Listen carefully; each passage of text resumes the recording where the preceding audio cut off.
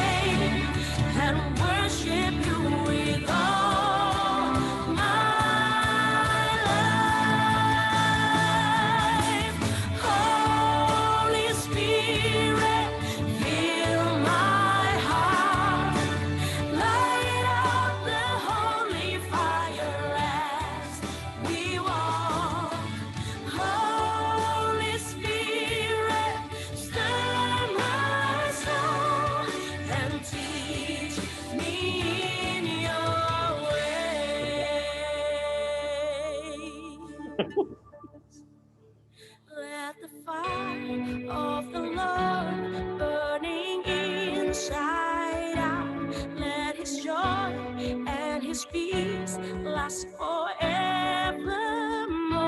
Let the fire of the Lord burning inside out. Let His joy and His peace last forevermore.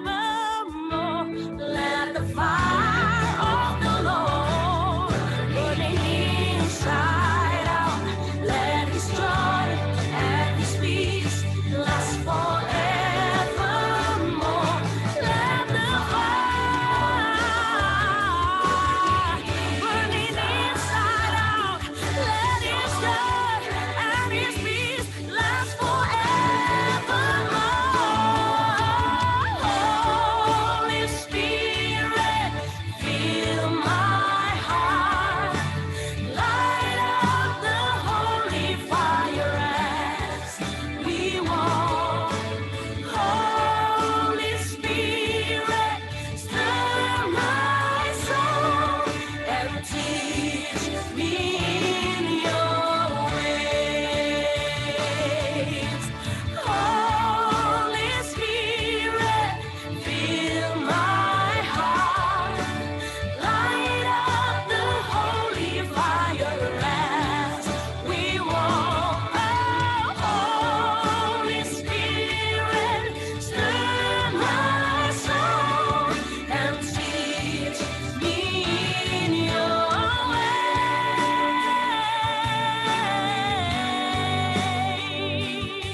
Oh, Holy Spirit, teach us in your way.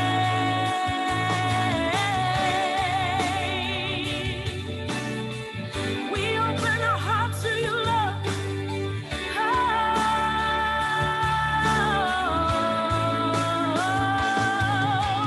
Holy Spirit.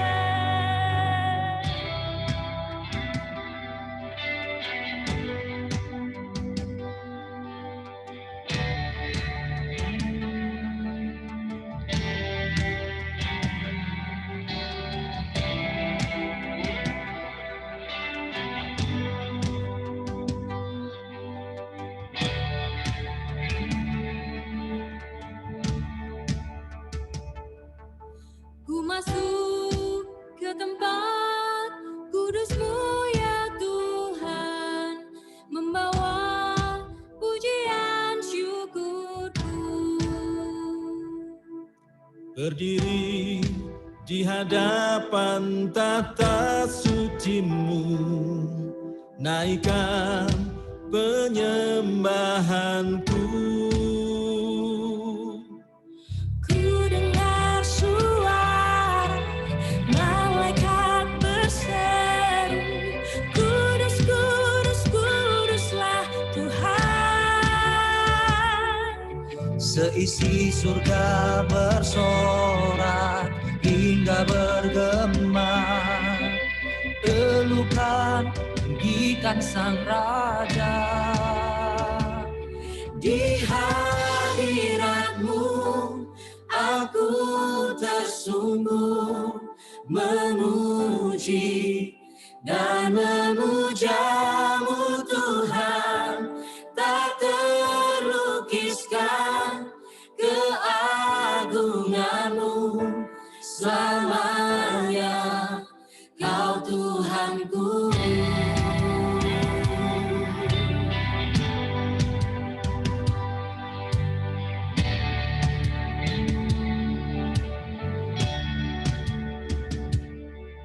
Ku masuk ke tempat kudus-Mu ya Tuhan, membawa pujian syukurku,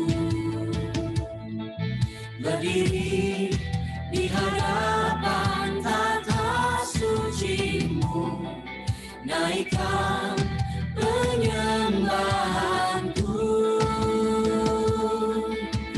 Ku dengar suara malaikat berseru, kudus, kudus, kuduslah Tuhan. Seisi surga bersorak hingga bergema, elukan tinggikan sang raja.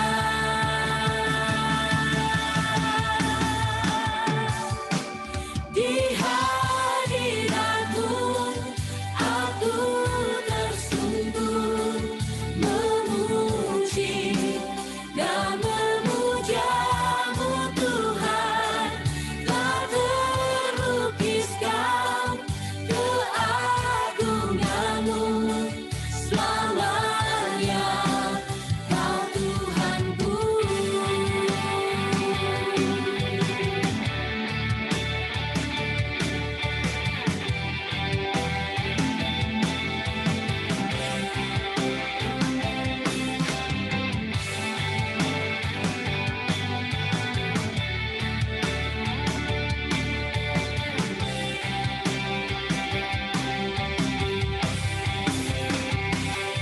Di hadiratmu aku tersungkur memuji dan memujamu Tuhan, tak terlukiskan keagunganmu selamanya.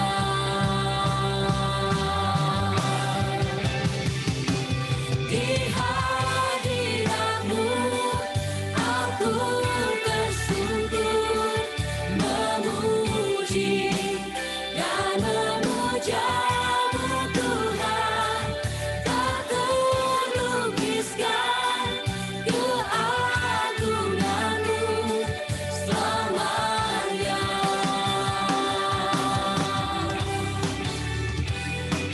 Di hadiratmu aku tersungkur memuji dan memujamu Tuhan, tak terlukiskan keagunganmu selamanya, Kau Tuhanku. Selamanya Kau Tuhanku.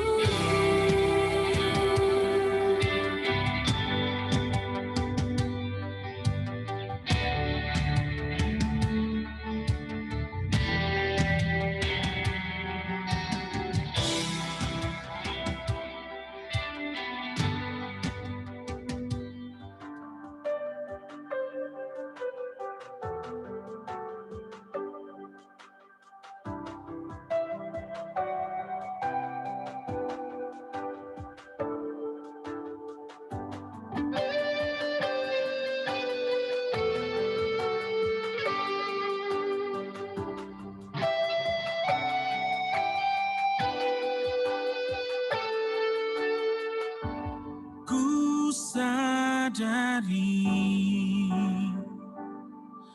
Setiap saat kau ada di sisiku, ku tak sempurna, namun kau Tuhan selalu mengasihiku di jalan hidupku. Ku lihat penyertaan-Mu nyata, sungguh Engkau Tuhan, Allah yang berkuasa di bumi di surga. Sebab kasih-Mu yang besar, Kau ku sembah. Kau yang terbesar, layak dipuji. Kasih-Mu yang besar menyelamatkan. Kau Tuhan yang termulia, sempurna kasih-Mu.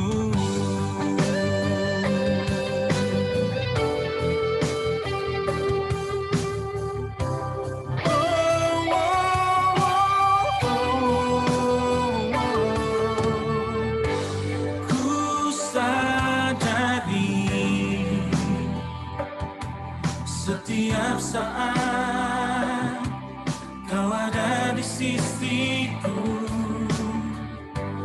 ku tak sempurna, namun kau Tuhan selalu mengasihiku di jalan hidupku. Ku lihat penyertaan-Mu nyata, sungguh Engkau Tuhan, Allah yang berkuasa di bumi di surga. Sebab kasih-Mu yang besar, Kau ku sembah. Kau yang terbesar, layak dipuji. Kasih-Mu yang besar menyelamatkan. Kau Tuhan yang termulia, sempurna kasih-Mu.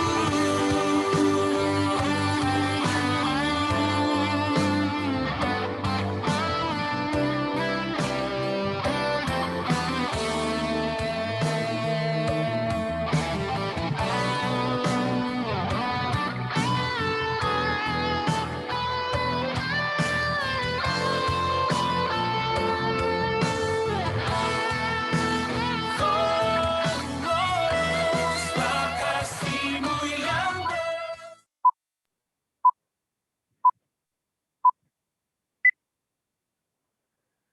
Haleluya, puji Tuhan. Shalom, Bapak Ibu peserta webinar MDC Family Ministry edisi 24 Januari 2021. Saya berdoa kasih Tuhan yang sempurna itu tetap melingkupi kita. Kalau Tuhan sudah pelihara kita di tahun 2020, terakhir kita ketemu di tahun 2019, Bapak Ibu. Di tahun 2020 ya, Bapak Ibu. Hari ini tidak lupa saya mengucapkan selamat tahun baru ya kepada Bapak Ibu semua serta webinar hari ini. Semoga pengharapan di dalam Kristus Yesus senantiasa memelihara kehidupan kita. Hari ini webinar MDC Family Ministry dengan tema Anakku Berharga di Mata Allah. Dan pembicara kita adalah Bapak Insinyur Andreas Harjo dan Ibu Mariani. Kemudian kita juga akan mendengarkan paparan dari Mem Boni Budiono Master of Psychology ya dari CHB Center terkait dengan tema kita hari ini.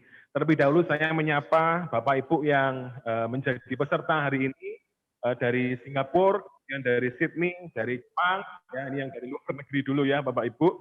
Kemudian dari Sorong, dari Majalengka, dari Kota Baru Kalimantan Selatan, dari Medan, Luwuk, Pontianak, Nunukan, ini Pulau Kalimantan semua. Kemudian ada dari Manokwari, Papua Barat, Timika, Sumbawa, Pare, Tangerang, Surakarta, Jakarta, Denpasar, Bandung, Semarang, Kediri, Sidoarjo, dan Malang, tetangganya Surabaya gitu ya. Kemudian dari Bekasi, dari Surakarta, Madiun, Pasuruan, Purwakarta, Jember, Probolinggo, Tulung Agung, Gresik, Jombang, dan lain-lain. Ya, kalau ada yang belum disebutkan, mohon maaf sebelumnya. Nah, Bapak Ibu, silahkan mengirimkan pertanyaan dan sharingnya ya di untuk topik hari ini melalui kolom Q&A ya, bukan kolom chatroom ya Bapak Ibu. Dan untuk 20 penanya akan diberikan merchandise dari panitia webinar Family Ministry MDC Surabaya. Baik, Bapak Ibu, siapkan hati kita, siapkan catatan, dan jangan lupa kalau ada kopi dan teh dan snacknya disiapkan, kita santai saja hari ini. Kita akan nikmati bersama-sama paparan demi paparan, dan kita nikmati kebersamaan kita pada sore hari ini. Kita akan segera mulai webinar kita sore hari ini, dan kita akan mulai dengan doa yang akan dipimpin oleh Pastor Handono. Silahkan, Pak Handono. Mari Bapak Ibu kita sama-sama berdoa. Bapa dalam surga, kami sungguh mengucap syukur pada sore hari ini kami boleh mengikuti webinar keluarga ketiga. Kami boleh diperlengkapi khususnya di dalam area parenting. Kami sadar sepenuhnya bahwa anak-anak kami ini sungguh berharga di mata Tuhan. Oleh sebab itu berikan kepada kami kekuatan, berikan kepada kami kemampuan, berikan kepada kami pengurapan sebagai orang tua untuk kami boleh mengawal dan membimbing kehidupan anak kami, Tuhan, dengan cara yang benar dan berkenan di hadapan-Mu. Kami berdoa Tuhan biarlah melalui pemaparan Pastor Andreas, Ibu Mariani, dan Memboni, kami boleh mendapatkan satu perspektif yang benar, kami boleh disemangati sebagai orang tua Tuhan Yesus yang dipilih oleh Engkau sendiri untuk membesarkan anak-anak kami. Terima kasih Tuhan, terpuji nama-Mu, berkatilah setiap peserta dimanapun mereka berada. Kami percaya malam hari ini kami boleh mendapatkan berkat besar melalui webinar ini. Di dalam nama Tuhan Yesus Kristus, kami naikkan doa kami. Mari kita yang percaya katakan, amin, amin, amin. Amin. Terima kasih, Pastor Handono. Anakku berharga di mata Allah. Bapak Ibu, saya masih mengingat kurang lebih 10 tahun yang lalu ketika istri saya positif hamil begitu ya, dan saya sangat bersuka cita gitu ya, dan antusiasmenya sampai hari ini juga masih ada, karena semakin hari anak-anak yang Tuhan berikan kepada hidup saya itu Tuhan titipkan ya, dan bukan hanya dititipkan tetapi memberikan sukacita dalam kehidupan saya, begitu berharga. Puji Tuhan. Bapak Ibu, saya akan bacakan terlebih dahulu profil pembicara kita pada sore hari ini. Silahkan ditampilkan slide-nya. Pastor Andreas Raharjo adalah Gembala Senior Gereja Kristen Perjanjian Baru Masa Depan Cerah Surabaya. Beliau menerima panggilan Tuhan untuk melayani sepenuh waktu sejak 30 tahun yang lalu. Beliau menikah dengan Bu Mariani dan dikaruniai 2 orang anak. Anak pertama, Kevin Raharjo, saat ini sedang studi di University of Miami, mengambil program doktoral di bidang piano performance and pedagogi. Anak kedua, Karina Lois, telah menyelesaikan program masternya di bidang accounting di Dallas Baptist University, dan saat ini bekerja di Surabaya. Ibu Mariani, beliau aktif melayani di pelayanan wanita Shine Ladies Fellowship. Demikian profil pembicara kita pada sore hari ini. Kami persilahkan tanpa panjang lebar untuk Bapak Andreas dan Bu Mariani untuk menyampaikan materi webinar kita pada sore hari ini. Anakku berharga di mata Allah. Silahkan. Selamat bertemu kembali semua sahabat-sahabat, saudara seiman yang saya kasih. I was touched. Saya betul-betul tersentuh hati saya ketika saya diberitahu betapa banyaknya orang-orang dari berbagai tempat, bahkan dari luar negeri, yang mengikuti acara tersebut. Saudara semuanya, biarlah saya sore hari ini tidak akan mengajar tapi menyampaikan poin-poin di mana itu menjadi pengalaman kami, sehingga itu bermanfaat bagi setiap saudara semuanya. Dan topik kali ini yaitu anakku berharga di mata Allah. Bagaimana kita bisa mewujudkan apa yang Tuhan inginkan melalui kehidupan orang tua kepada anak. Itu yang menjadi pembicaraan kita, saudara. Dan poin pertama, langsung saja pada poin pertama, supaya kita bisa mengerti bagaimana anak itu berharga di mata Allah. Kita ini harus sadar sadar-sadarnya bahwa anak itu berkat daripada Tuhan. Anak itu berkat. Ini adalah satu pandangan yang sangat penting sekali, yang bagi saya itu menentukan segala-galanya. Kalau kita tidak bisa melihat anak itu menjadi berkat, maka kita tidak melihatnya itu precious, anak itu berharga. Jadi, saudara, satu kali ibu saya memberi saya minyak wangi. Dan minyak wangi itu saya langsung tahu bahwa minyak wangi itu bukanlah minyak wangi yang mahal, yang ya harganya ya cukup tidak murah tetapi juga tidak mahal. Dan saya pikir ibu saya itu tahu kan saya bahwa saya ini suka minyak wangi yang berbau sport gitu, yang segar gitu. Dan saya berterima kasih kepada ibu saya. Tetapi bukan itu masalahnya. Saya akhirnya bertanya dari mana ini minyak wangi ini? Dan dia mengatakan ini adalah milik papamu. Dan pada waktu itu disampaikan betapa hati saya itu akhirnya melihat minyak wangi yang sederhana, yang tidak mahal itu menjadi sesuatu barang yang precious, sangat berharga sekali. Karena papa sudah dipanggil oleh Tuhan pada waktu itu, dan kehadiran minyak wangi itu mengingatkan kehadiran papa saya. Jadi begitu berharganya minyak wangi itu. Karena memang itu yang dipakai oleh papa. Harganya tidak terlalu mahal, tetapi karena itu saya tahu berasal dari mana, saya berbeda dalam treatmentnya. Saya merasa ini sesuatu yang precious. Nah, saudara, begitu juga dengan anak. Kalau kita tahu bahwa itu berkat dari Tuhan, tentunya kita menganggap itu precious. Dan hal itu membuat sikap kita itu berbeda. Kita tidak mungkin akan menyayangi sampai ke maksimal kalau kita tidak melihat hal ini. Nah, istri saya akan menambahkan tentang hal ini. Firman Tuhan juga mengatakan bahwa anak itu adalah berkat dari Tuhan ya. Bahkan di Mazmur 127 ayat 3, Bapak Ibu bisa mencatatnya, Mazmur 127 ayat 3 dikatakan sesungguhnya anak-anak lelaki adalah milik pusaka daripada Tuhan dan buah kandungan adalah suatu upah. Dalam bahasa Inggrisnya, jadi bukan cuma anak-anak lelaki saja, dalam bahasa Inggrisnya children are heritage from the Lord. Jadi anak-anak itu adalah warisan dari Tuhan. Kalau kita dikaruniai anak itu, kita dapat warisan dari Tuhan. Luar biasa ya. Jadi kalau begitu ada orang yang mungkin ada yang bertanya-tanya ya, bagaimana kalau anakku ini tidak sempurna, ya mungkin ada cacat atau mungkin cacat secara fisik atau anak Bapak Ibu ada yang berkebutuhan khusus, apakah ini bisa dikatakan berkat? Mungkin ada yang bertanya begitu ya.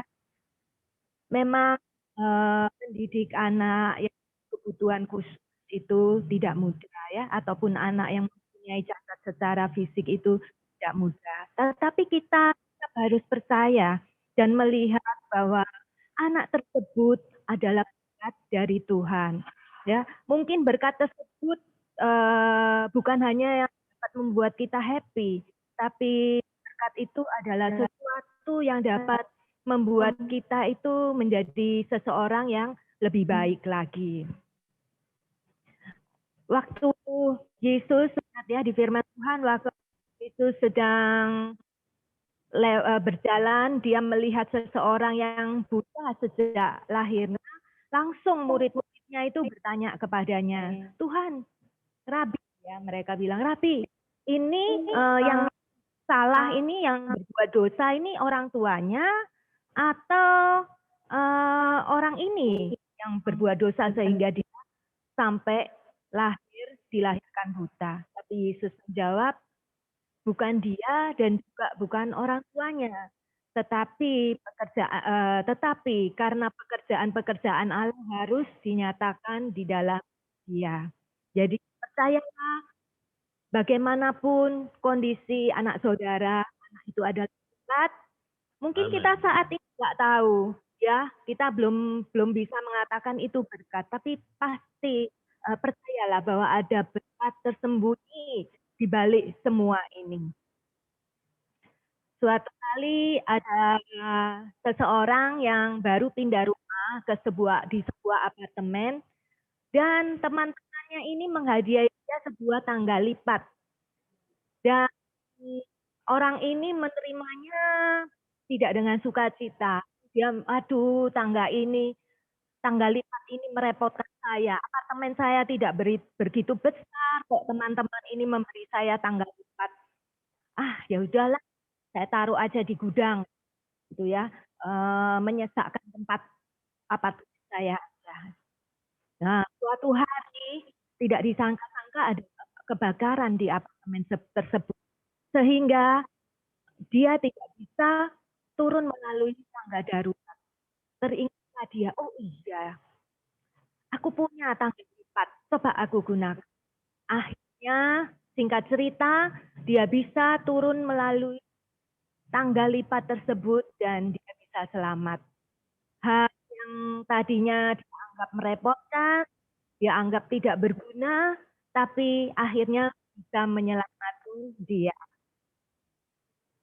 Ya, saya kira itu mengubah cara pandang bahwa kita melihat bahwa anak itu adalah berkat, itu sangat fundamental.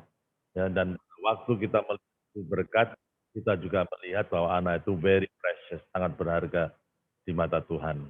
Yang kedua, anak itu bukan hanya berharga di mata Tuhan, dan bukan hanya berkat Tuhan, tapi anak itu milik atau titipan daripada Tuhan. Ya, ini berbicara soal ownership. Ya, walaupun orang tua yang mengusahakannya, tetapi kalau Tuhan tidak memutuskan untuk jadi, maka itu tidak akan jadi. Saya dalam pengembangan selalu menemui orang tua yang mungkin anak pertamanya gampang, tapi anak kedua mereka akan gampang, ternyata tidak segampang yang mereka pikirkan. Dari situ akhirnya kita bisa melihat bahwa kalau Tuhan tidak menjadikan itu menjadi anak, tidak akan jadi. Dari situ kita tahu bahwa anak itu belongs to God, milik Tuhan. Owner kita hanya steward. Kita ini hanya orang yang dipercayai untuk mendidik anak tersebut. Kenapa ini sekali? Karena jarang orang tua berpikir bahwa kalau itu milik Tuhan itu seperti karunia-karunia lain, pemberian yang lain. Bahwa satu kali sebagai orang tua, kita nanti diminta pertanggungjawaban oleh Tuhan bagaimana cara mendidik anak kita itu sampai anak itu dewasa. Bagaimana menjadi apakah anak itu tanggung jawab kita juga sebagai orang tua untuk mendidik anak itu. Seperti talenta. Itu pemberian dari Tuhan, kita harus usahakan sampai itu berlipat ganda sesuai dengan yang dikehendaki oleh Tuhannya. Saudara, kalau anak kita itu milik Tuhan, tentunya kita juga harus berusaha mendidik sebaik-baiknya, karena satu kali kita harus mempertanggungjawabkan pendidikan itu di hadapan Tuhan. Ya. Ya, mendidik anak zaman sekarang itu tidak gampang ya, saudara. Kalau zaman dulu orang itu bisa punya anak sampai 10 ya, saya juga ya. Kayaknya cuma dikasih makan gitu aja, terus anak itu sudah berhasil ya. Anak sekarang itu punya anak 2 aja rasanya kita sudah kerepotan. Ya memang sekarang zaman jahat ya, sudah tidak ramah lagi. Karena itu kita betul-betul harus mendidik anak kita. Anak itu tidak boleh dibiarkan. Di Amsal 19:15 dikatakan, tongkat dan teguran mendatangkan hikmat, tetapi anak yang dibiarkan mempermalukan ibunya. Suatu kali anak saya pulang ke rumah, dia dapat perbendaharaan kata-kata baru, ya, tapi itu kata-kata umpatan yang saya tidak suka, ya, dan tidak baik. Saya langsung tegur dia, saya marahi dia, tapi terus dia protes, "Ma, kenapa saya mengatakan hal itu kok Mama marah? Temanku itu Mama ngomong gitu nggak apa-apa sama orang tuanya." Saya bilang, "Karena kamu anak Mama, Mama tidak mau kamu mengatakan hal-hal yang tidak baik. Tuhan juga tidak suka. Jadi kamu karena anak mama papa, jadi mama tegur kamu. Kalau temanmu itu bukan tugas mama, biar dia ditegur oleh orang tuanya sendiri." Nah, karena itu saya pun setiap kali anak saya itu kenaikan kelas, kebetulan anak saya ini juga sekolah di sekolah MDC, saya selalu mendatangi wali kelasnya. Saya bilang kepada gurunya, "Bu, tolong anak saya ini tidak usah diperlakukan spesial." Karena kan guru kadang takut, ya mungkin karena, wah ini anaknya Pak Andreas ini, nggak boleh diapa-apain ya. Jadi saya datangi gurunya, "Bu, anak saya nggak perlu diperlakukan spesial, kalau dia salah hukum aja seperti biasa, perlakukan secara biasa." Supaya anak saya ini juga nggak macam-macam, Saudara.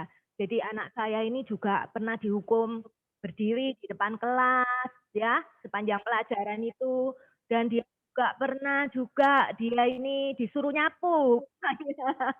Sampai dia bilang, "Ma, protes Ma, protes." Nah, saya bilang, "Kalau kamu yang salah dan kamu harus jalani hukuman, ya jalani hukuman tersebut." Saya tidak pernah protes apa yang dilakukan anak saya terhadap guru-guru yang mendisiplin anak saya. Justru saya berterima kasih kepada guru-guru yang sudah ikut terlibat dalam mendidik anak saya. Iya, iya, iya. Ya, ini penting sekali, banyak anak terlalu memanjakan ya, jadi terlalu membela, dan padahal itu penting, proses pendisiplinan itu penting sekali untuk membentuk kedewasaan anak tersebut. Yang ketiga, itu Tuhan punya rencana atas setiap anak. Ya ini yang kadang-kadang kita kurang sadari, bahwa Tuhan itu punya rencana. Jadi memang orang tua punya rencana. Nah ini kadang-kadang benturan nanti rencana orang tua dan rencana Tuhan.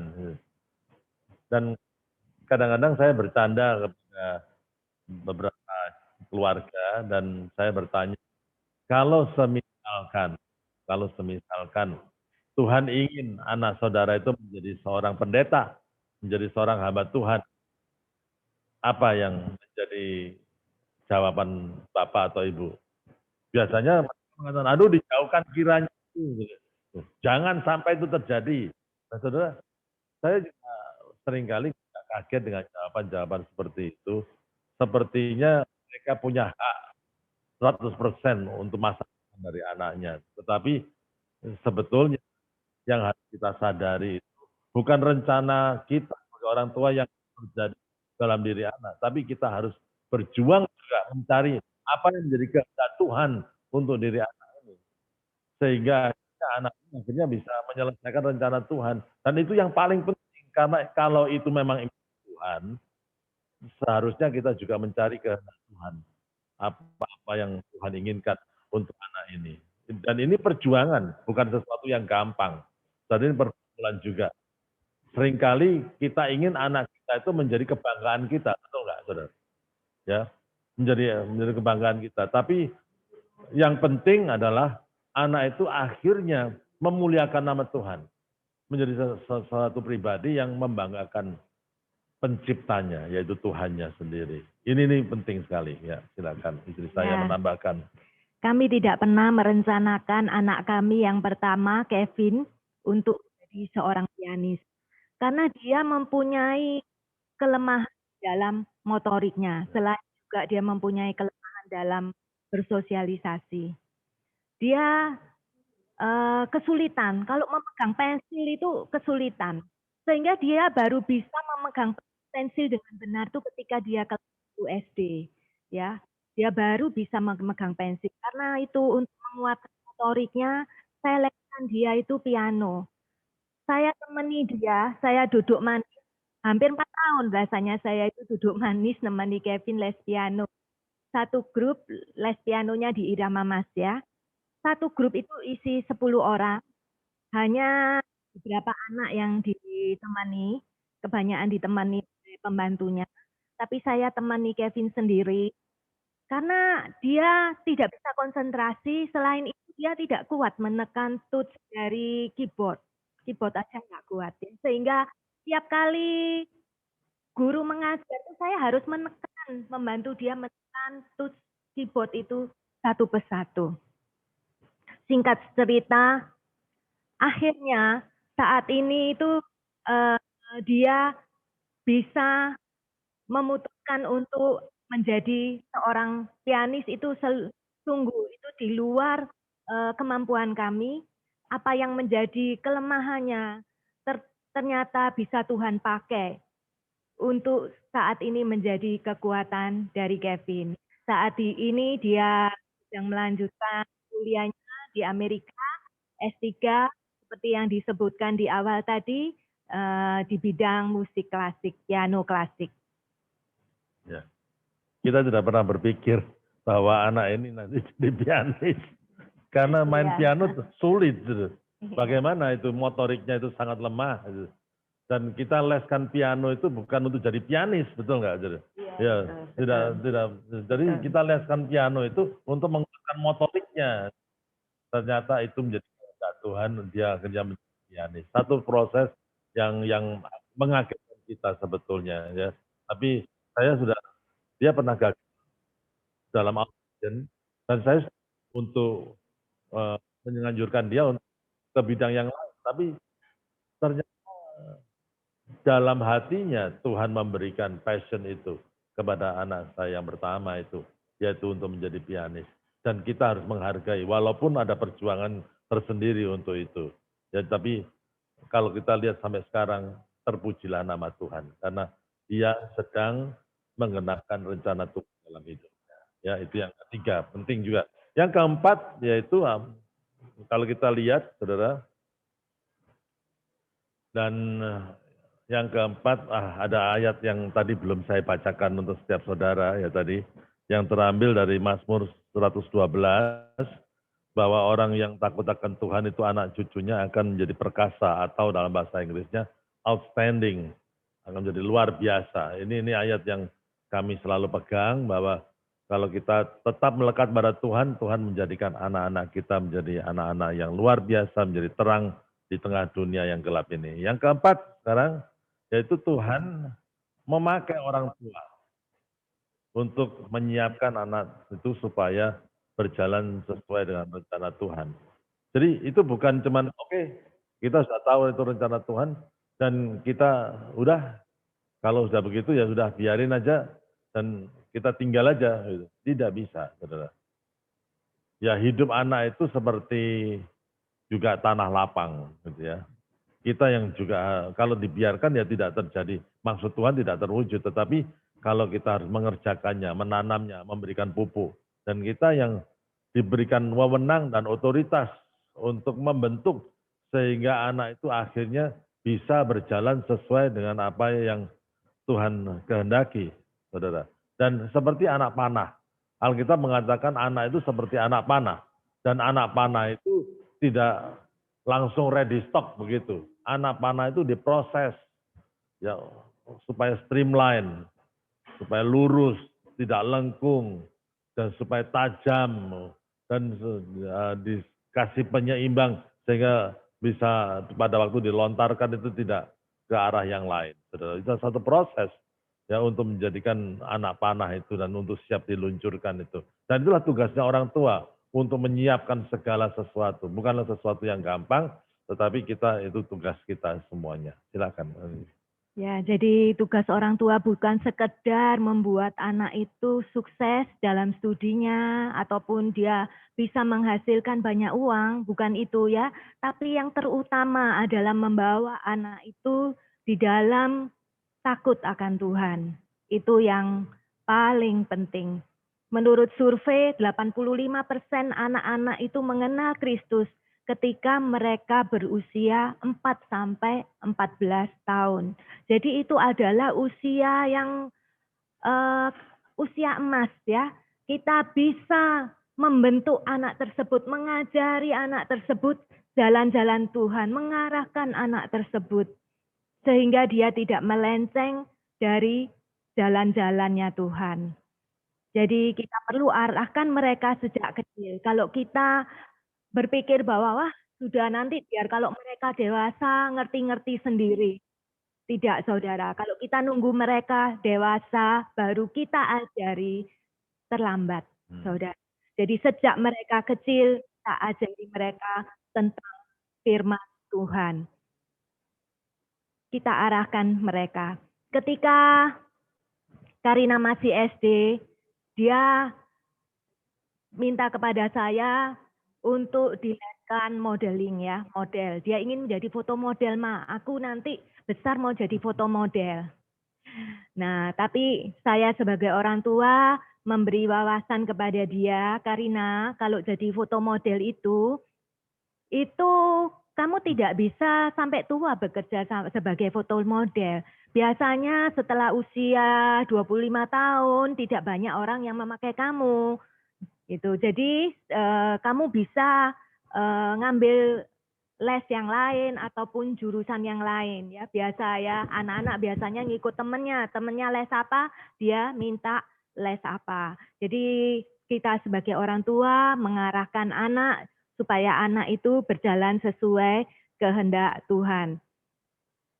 Pada waktu itu saya pun nggak mengerti ya, kira-kira Karina ini bakal kita arahkan kemana, kita pun nggak tahu ya, karena dia ini multi talent ya, segala bisa, pinter ngomong, pelajaran juga nggak masalah gitu ya, musik juga, nyanyi juga, pelajaran IPA, IPS semuanya bagus gitu ya. Jadi kami nggak tahu anak ini mau diarahkan kemana. Kalau Kevin kan tadi bisanya musik, ya udah kita arahkan ke musik. Tapi Karina ini kita tidak tahu. Jadi ya kita hanya berdoa supaya Tuhan pimpin. Karina itu kuliah apa? Singkat cerita, Karina ini tiap hari juga bingung. Sampai dia hampir lulus SMA itu dia bingung dia mau ngambil jurusan apa. Tiap hari itu ganti jurusan, saudara. Hari ini mau perfilman, nanti besok mau jadi apa lagi. Pokoknya banyak ya, kami sampai sendiri bingung karena tiap hari ganti. Sampai suatu saat dia itu menginterview ya, bertemu dengan beberapa jemaat, dia tanya, kalau aku mau bisnis itu apa yang diperlukan gitu ya. Dia tanyain satu persatu. Akhirnya mereka ngomong semua itu, oh accounting Karina paling perlu accounting gitu. Padahal accounting itu pelajaran yang Karina paling tidak suka accounting. Paling lemah dia di situ karena orangnya kurang teliti. Tapi herannya akhirnya dia memutuskan, Ma, Pa, aku mau ngambil jurusan accounting. Kami semua kaget. Karina apa nggak salah? Jurusan lain aja. Tapi dia nggak. Nah, kita doakan. Kita untuk berdoa. Ya, dia juga. Akhirnya dia tetap, Ma, aku sudah mantap ngambil jurusan accounting. Nah, akhirnya dia mencari sekolah jurusan accounting dan akhirnya luar biasanya ya, padahal itu karena pelajaran yang dia tidak suka ya, dan dia sekolahnya ini dia harus bekerja keras lebih daripada yang lain ya. Dia bilang, Ma, kalau temanku itu belajar cuma 1 jam, Ma, aku harus belajar 4 jam, dia bilang, supaya nilaiku bagus. Dan akhirnya dia pun bisa menyelesaikan masternya dengan cum laude ya, luar biasa itu karena pertolongan Tuhan juga. Pada waktu dia berubah itu, kita pun juga berdoa, ya bingung sudah. Tapi pada waktu dia memutuskan itu, tandanya satunya pada waktu dia memutuskan untuk accounting, dia tidak berubah. Dan bagaimanapun juga dia merasa bahwa itu pimpinan Tuhan. Dan kita pun berdoa, dan akhirnya karena dia juga sudah meyakini bahwa itu pimpinan Tuhan, kita pun memberikan dukungan. kita memberikan support kepada dia, dan akhirnya kita pun bisa melihat bahwa Tuhan memberikan kekuatan, kemampuan untuk anak kami yang kedua Karina, sampai dia lulus dengan luar biasa juga, dia mendapat beasiswa juga dalam perkuliahannya, ya. Dan yang kelima, ini poin yang terakhir, nanti kita masuk dalam tanya jawab, kita akan bisa membahas lebih lagi. Poin yang kelima adalah Tuhan bukan hanya mempunyai rencana yang luar biasa, Tuhan hanya bukan memakai kita, tetapi Tuhan memberi kelengkapan dalam mendidik anak. Jadi Tuhan menyiapkan support sistemnya dalam diri kita. Nah, kalau support system ini saya tidak berbicara soal keuangan saja, tetapi support systemnya itu hikmat yang Tuhan berikan kepada orang tua, kesabaran yang Tuhan berikan kepada orang tua, itu pun menjadi support system, kelengkapannya. Bukan sesuatu yang di luar kita, tapi Tuhan itu merubah kita supaya kita bisa menjadi support system yang cukup baik. Nah, ini yang tidak gampang, ya. Supaya kita bisa menjadi support system sampai anak itu berhasil mencapai apa yang Tuhan inginkan. Nah, itu. Saya masih ingat anak kami yang pertama tadi kan, dia motoriknya lemah. Kita sudah tidak memikirkan dia menjadi pianis. Tapi dia tetap ingin jadi pianis. Dan dalam prosesnya itu, dia pernah audition, melakukan audisi, dan gagal. Melakukan audisi di Singapura, di 2 universitas, dan kedua-duanya gagal semuanya. Dan pada waktu saya bertanya, kamu mau jadi apa? Sekarang pilihanmu gimana? Dia tetap mau jadi pianis. Dan saya katakan, berarti kamu tidak kuliah. Apa tidak ada salahnya kan kalau kita mengambil jurusan yang lain, kalau itu mungkin kehendak Tuhan, dia yakin bahwa Tuhan itu memimpin dia untuk menjadi pianis. Nah, itu yang waktu-waktu yang sangat berat bagi kami berdua untuk bisa memberikan support bagaimana. Karena dia nganggur setahun, saudara, tidak kuliah.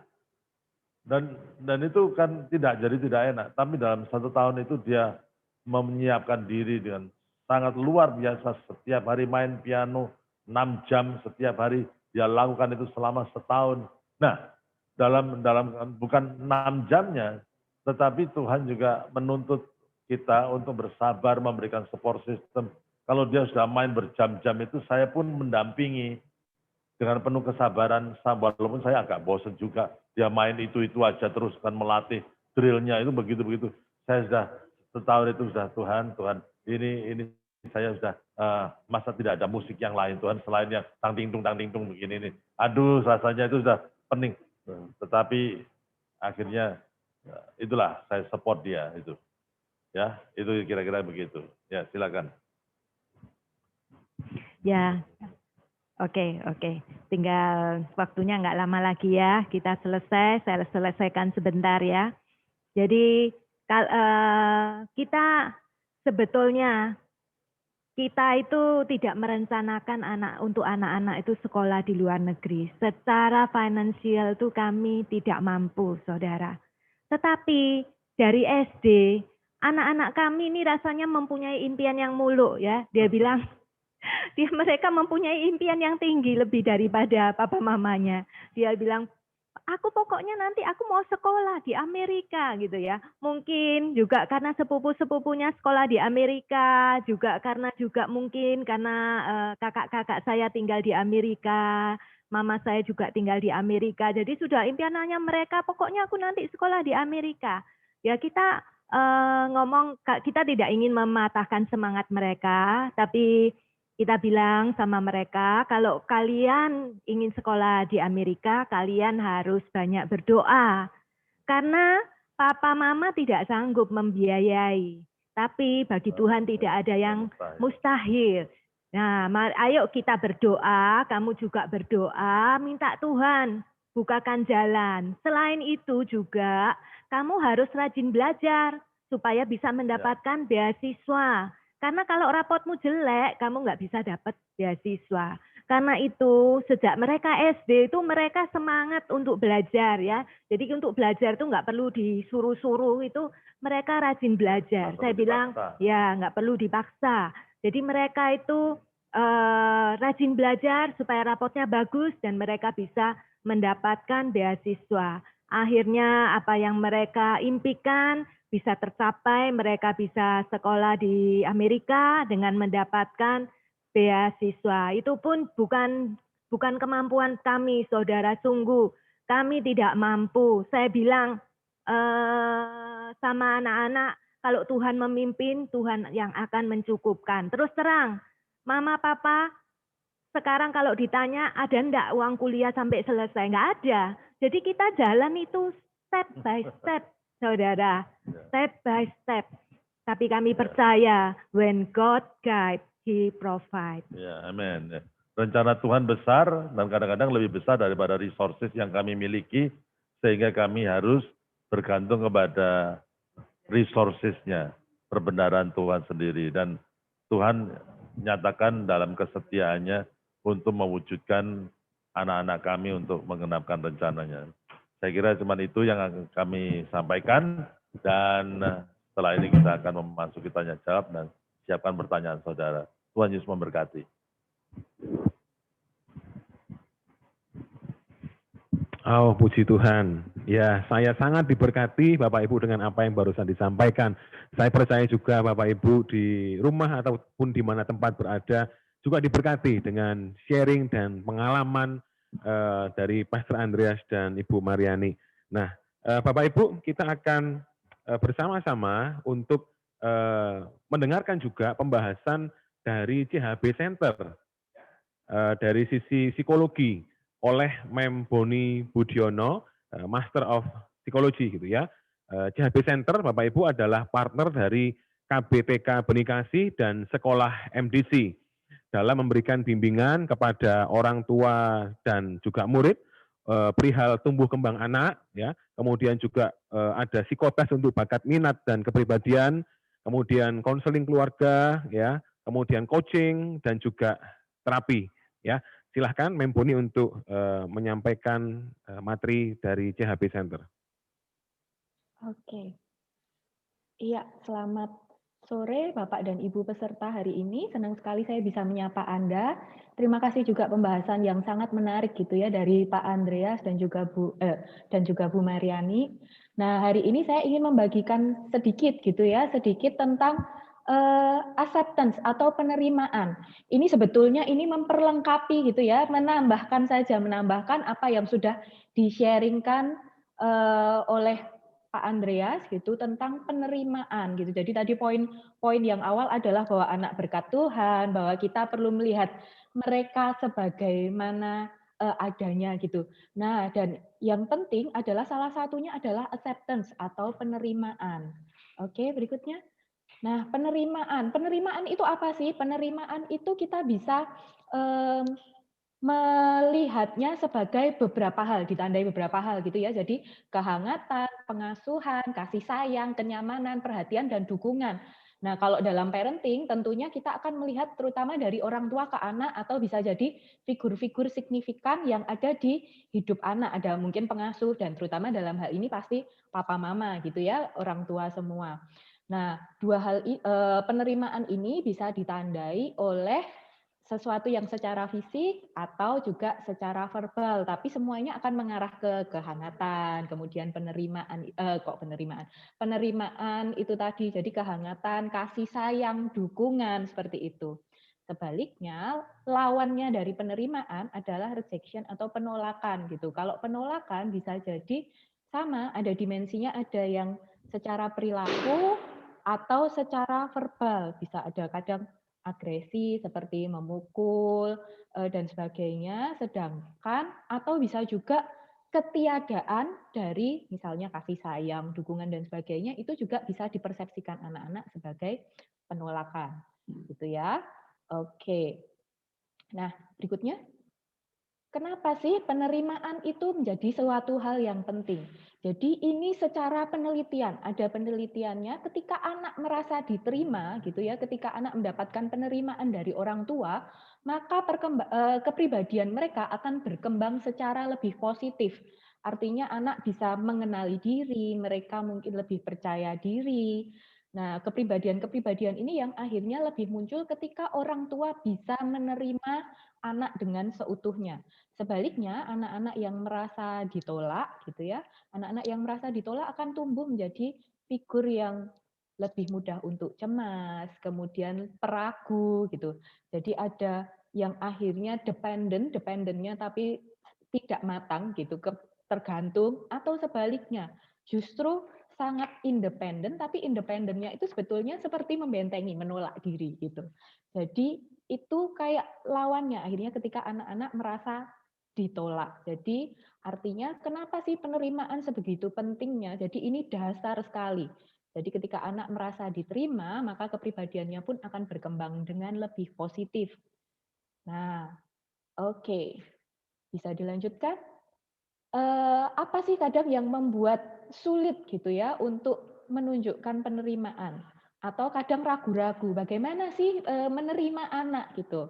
Kadang bisa jadi orang tua mempersepsikan bahwa ketika saya menerima, artinya saya setuju dengan apa yang dilakukan anak. Sehingga orang tua kadang berpikir bahwa harus untuk membetulkan, perlu untuk mengarahkan atau kadang memarahi gitu.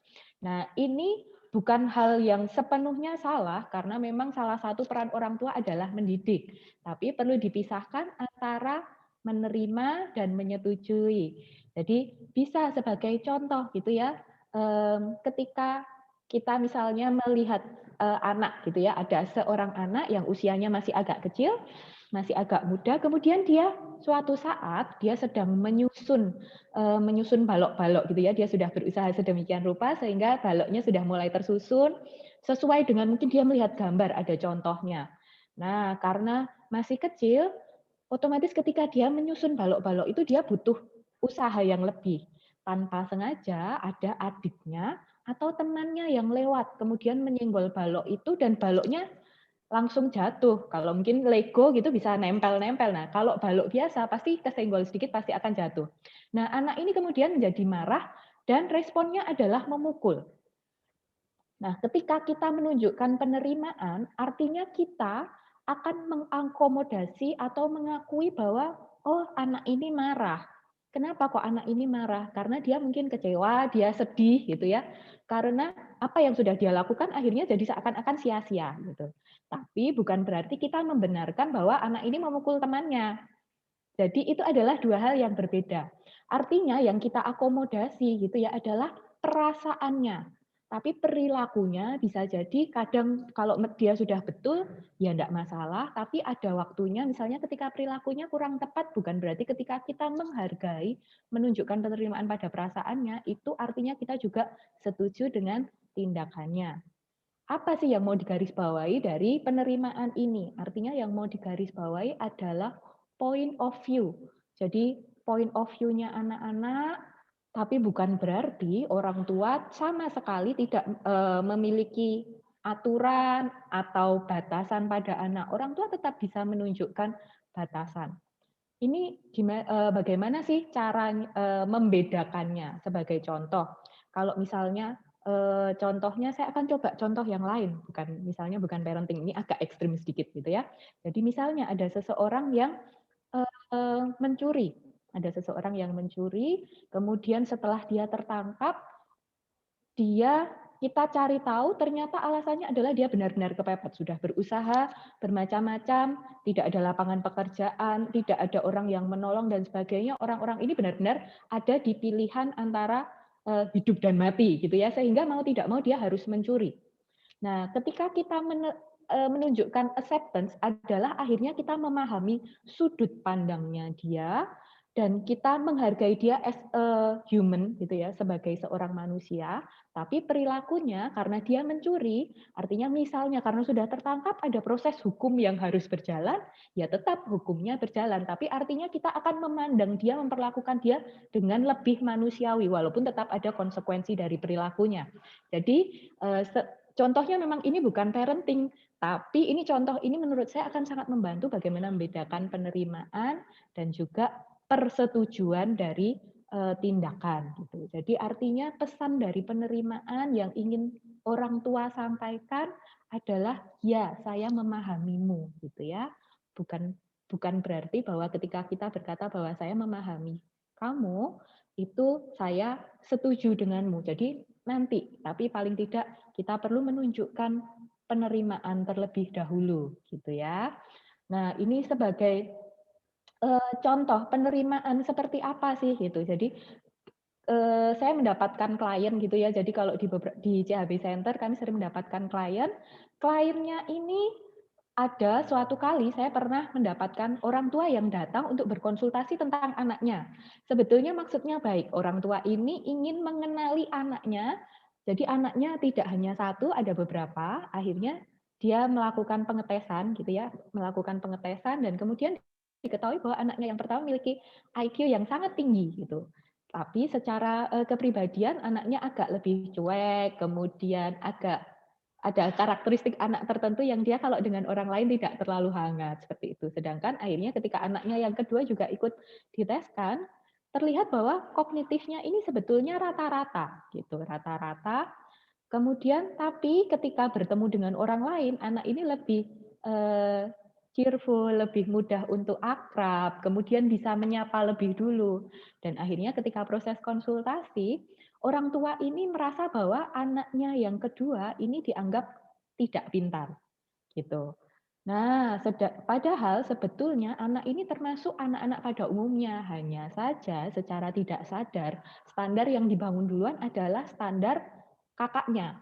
Nah, karena standar kakaknya yang dipunyai, yang dibangun lebih dulu, akhirnya tanpa sadar ini terlihat bahwa anak ini tidak pintar, gitu ya.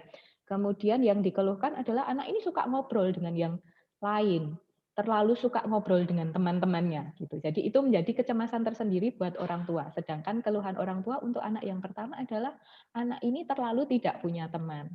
Nah, akhirnya setelah dengan berdiskusi, kita bisa dari diskusi tersebut akhirnya bertukar pikiran dan ditunjukkan bahwa sebetulnya anak yang kedua ini bukan anak yang tidak pintar, tapi memang kemampuannya berbeda dengan kakaknya. Dan sebaliknya bahwa anak yang kedua ini punya kelebihan loh, punya kelebihan bahwa anak ini lebih ramah, lebih mudah untuk bergaul. Nah, kalau misalnya hal ini tidak dipandang sebagai kelebihan atau kebutuhan, tentunya orang tua tidak akan datang dengan keluhan bahwa oh anakku yang pertama kenapa kok nggak bisa berinteraksi dengan teman-temannya, kok sulit membaur. Nah artinya ketika orang tua membawa anak dengan hal itu berarti kan sebetulnya kemampuan interpersonal atau interaksi dengan orang lain itu menjadi kelebihan. Kadang ini yang bisa jadi terlewat gitu ya. Bukan, saya yakin setiap orang tua pasti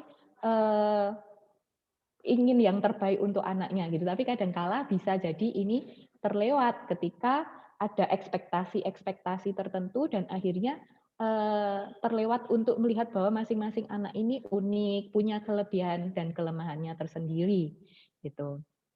Nah, bisa dilanjutkan. Jadi next.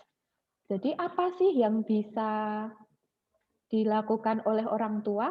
Bisa dilanjutkan lagi. Nah, apa yang bisa dilakukan? Bicaralah kepada mereka. Saya menambahkan dalam kurung dengan sengaja gitu ya. Jadi jangan sampai misalnya tanpa, kadang beberapa yang saya temui, beberapa misalnya rumahnya ada yang anak punya kamar sendiri, orang tua punya kamar sendiri, punya kesibukan sendiri. Jadi berbicara ketika tanpa sengaja bertemu. Nah, artinya luangkan waktu untuk ngobrol dengan mereka. Kemudian berikutnya adalah dengarkan mereka. Dengar, nah kenapa saya tulis listen gitu ya? Jadi kalau bahasa Inggris kan ada hear, ada listen. Kalau hear itu jadi misalnya di sebelah saya gitu, di sekitar saya ada suara AC, ada suara yang lain-lain, itu saya sekedar mendengar, tapi saya tidak fokus ke sana. Ketika saya listen, saya benar-benar hadir secara fisik, secara pikiran ke cerita orang lain, dan orang tua berarti perlu hadir secara fisik dan mentalnya juga kepada cerita anak-anak. Kemudian mendengarkan suara hati mereka. Jadi dari cerita itu sebetulnya ada pesan-pesan ketika kita fokus, ada hal-hal yang bisa ditangkap. Nah, setelah itu menanggapi dengan serius. Menanggapi dengan serius ini kadang bisa jadi ceritanya itu ada cerita yang menurut kita sederhana, simple, sepele buat kita yang sudah dewasa. Padahal buat anak-anak itu penting loh ketika misalnya nilainya ada sedikit perbaikan. Ketika teman mau menyapa atau teman memberikan sesuatu. Kenapa? Karena selama ini kadang dia merasa sendiri misalnya gitu. Jadi ketika teman meminjamkan penghapus saja, dia sudah senang karena seakan-akan dia diperhatikan. Nah, itu dari cerita simpel sebetulnya ada suara hatinya anak-anak. Gitu. Kemudian luangkan waktu untuk mereka.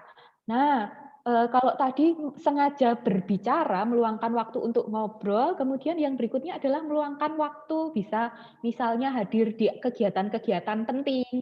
Kadang kan anak bisa jadi di sekolah ada konser, kalau contohnya tadi mungkin dari contohnya Pak Andreas dan Bu Mariani tadi, Kevin suka ikut lomba dan sebagainya. Nah, ketika orang tua hadir dalam kegiatan-kegiatan penting, itu sebetulnya menunjukkan bahwa penerimaan orang tua pada anak. Kemudian yang berikutnya bersikap tulus. Bersikap tulus ini bisa ditampilkan dengan gesturnya kita, apa yang kita ucapkan, kemudian menerima mereka apa adanya, itu juga tidak misalnya membandingkan. Kadang kan tanpa sadar bisa jadi ini terucap, kamu kok tidak seperti siapa gitu. Nah, ini anak-anak sebetulnya merasakan ketika kita menghadapi mereka, apakah kita ini sedang menunjukkan penerimaan dan ketulusan. Oke, dan yang berikutnya adalah available. Jadi misalnya orang tua wajar kok punya kesibukan tersendiri, tapi misalnya mereka sedang repot, nanti ada waktu akan disediakan. Nah, berikutnya gitu ya. Untuk misalnya orang anak adalah merupakan cerminan dari orang tua. Kita sering mendengar bahwa orang tua anak lebih mudah untuk menerima apa yang mencontoh apa yang kita lakukan dibandingkan apa yang kita katakan. Pasti orang tua sering mendengar. Nah, tapi ada hal lain yang perlu disadari orang tua bahwa berikutnya bahwa ketika orang tua menerima mereka itu sebetulnya anak sedang melihat penerimaan dan value anak dalam orang tua gitu ya, sehingga akhirnya terbentuk identitas yang aman, kemudian rasa harga diri yang positif. Akibatnya apa? Ketika anak merasa identitasnya aman, harga dirinya, kemudian gambar dirinya dia juga positif. Next.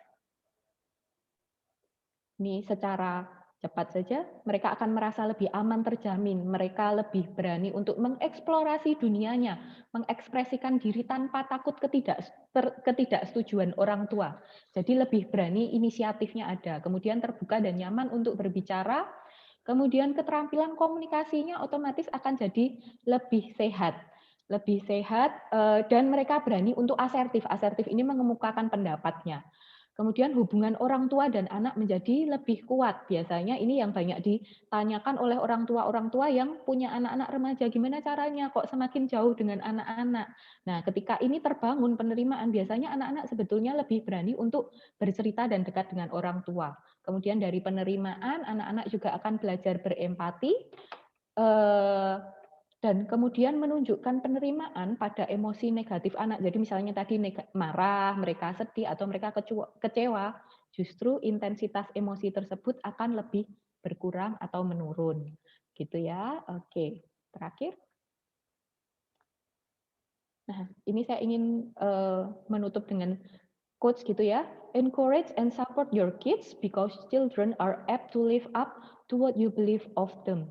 Jadi tugas kita adalah mendorong dan mendukung anak-anak karena mereka akan cenderung hidup gitu ya. Mereka cenderung hidup sebagaimana kita memandang mereka.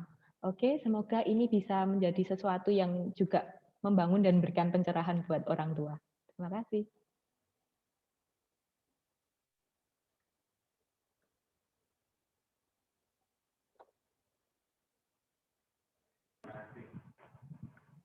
Terima kasih Mem Boni untuk paparannya, ya, melengkapi dari apa yang disampaikan oleh Pastor Andreas dan Ibu Mariani tadi. Nah, Bapak Ibu, kita akan sejenak melihat satu tampilan video dan satu testimoni yang cukup menarik buat saya, gitu ya. Tentunya ini cukup menarik juga untuk Bapak Ibu bisa lihat karena ini adalah kalau tadi orang tuanya yang ngomong, ini anaknya yang ngomong, gitu ya. Oke, silahkan teman-teman panitia menampilkan. Semasa saya dididik oleh papa dan mama saya, salah satu hal yang paling berkesan buat saya yaitu keseimbangan antara tanggung jawab dan kebebasan. Mereka tidak pernah memaksa saya untuk menempuh jalur karir tertentu. Tetapi yang terpenting adalah bahwa apapun jalan karir yang saya pilih, saya bisa bertekun dalam itu dan saya bisa memaksimalkan talenta saya yang sudah diberikan oleh Tuhan. Hal yang selalu ditanamkan pada saya adalah bahwa jika saya mengalami promosi dari Tuhan, saya harus selalu rendah hati.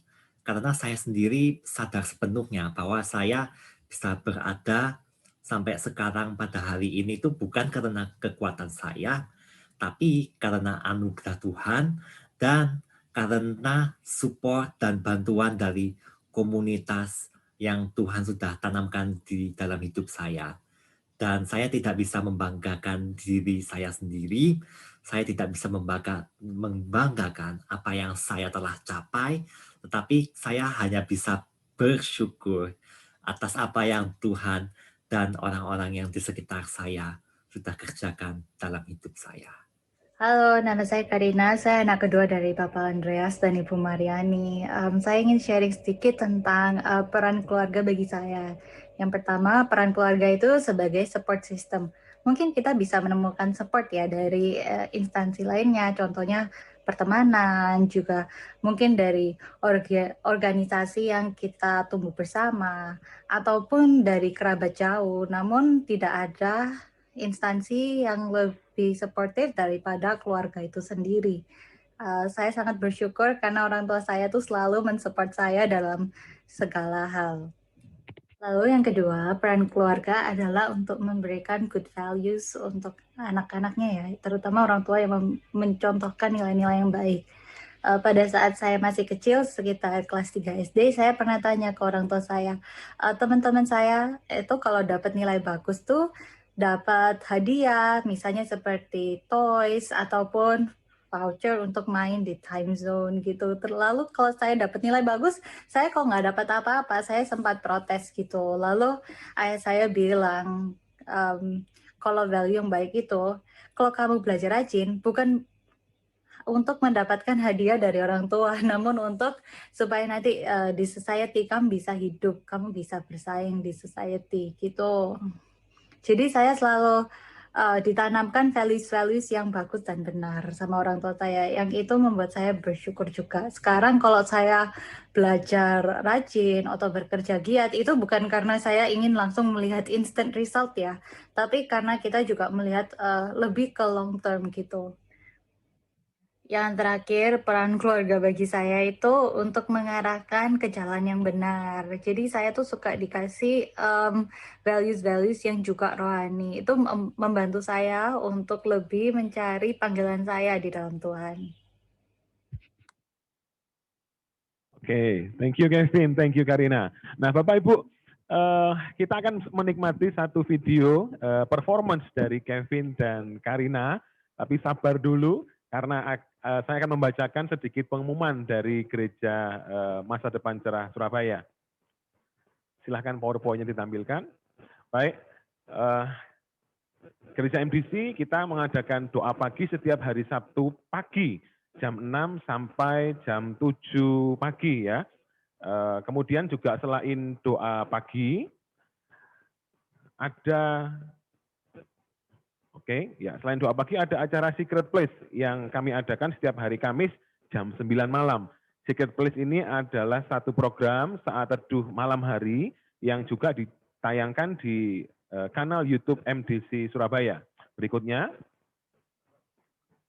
Ya, Bapak Ibu, tanggal 28 Februari 2021 kami akan mengadakan webinar Family Ministry lagi jam 5 sore ya Bapak Ibu dengan tema Financial Check Up. Dan pembicaranya adalah Dr. Paulus dan Ibu Linda. Juga ada Ibu Armita Tarik sebagai praktisi keuangan. Silahkan Bapak Ibu bergabung di dalam webinar kami selanjutnya. Next. Nah Bapak Ibu, untuk Instagram Live, untuk pembahasan topik webinar pada kali ini, akan dimulai minggu depan ya di Instagram Live untuk menjawab pertanyaan-pertanyaan atau sharing Bapak Ibu yang akan diadakan live stream ya di Instagram @MDC Surabaya. Hari Minggu kalau biasanya jam 5 sore, ini akan diadakan jam 4 sore. Sekali lagi jam 4 sore sampai jam 5 sore. Dimulai minggu depan bersama dengan Pastor Andreas dan Bu Mariani tanggal 31 Januari jam 4 sore. Oke, selanjutnya ibadah Shine dengan tema Fearless Love yang akan mengundang Bapak Agus Lianto sebagai pembicara. Di bulan Desember ibadah Shine adalah ibadah khusus wanita. Jadi untuk para ibu-ibu ya silahkan bergabung di acara ini. Nah Bapak Ibu untuk detail jadwal acara-acara tersebut yang sudah saya bacakan, Bapak Ibu bisa melihat di Instagram kami di @mdc.surabaya. Silahkan ditampilkan untuk video untuk performance dari Kevin dan Karina. Is torn and scarred. There's room for me inside your heart. I can find no other reason about this one. It must be love.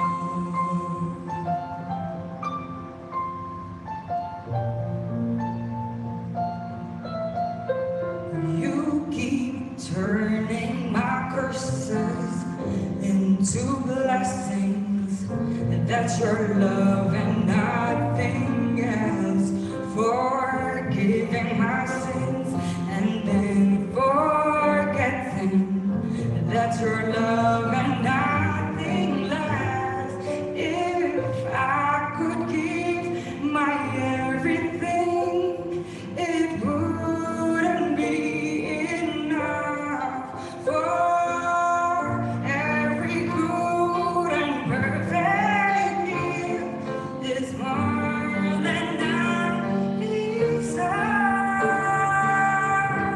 It must be love. It must be love.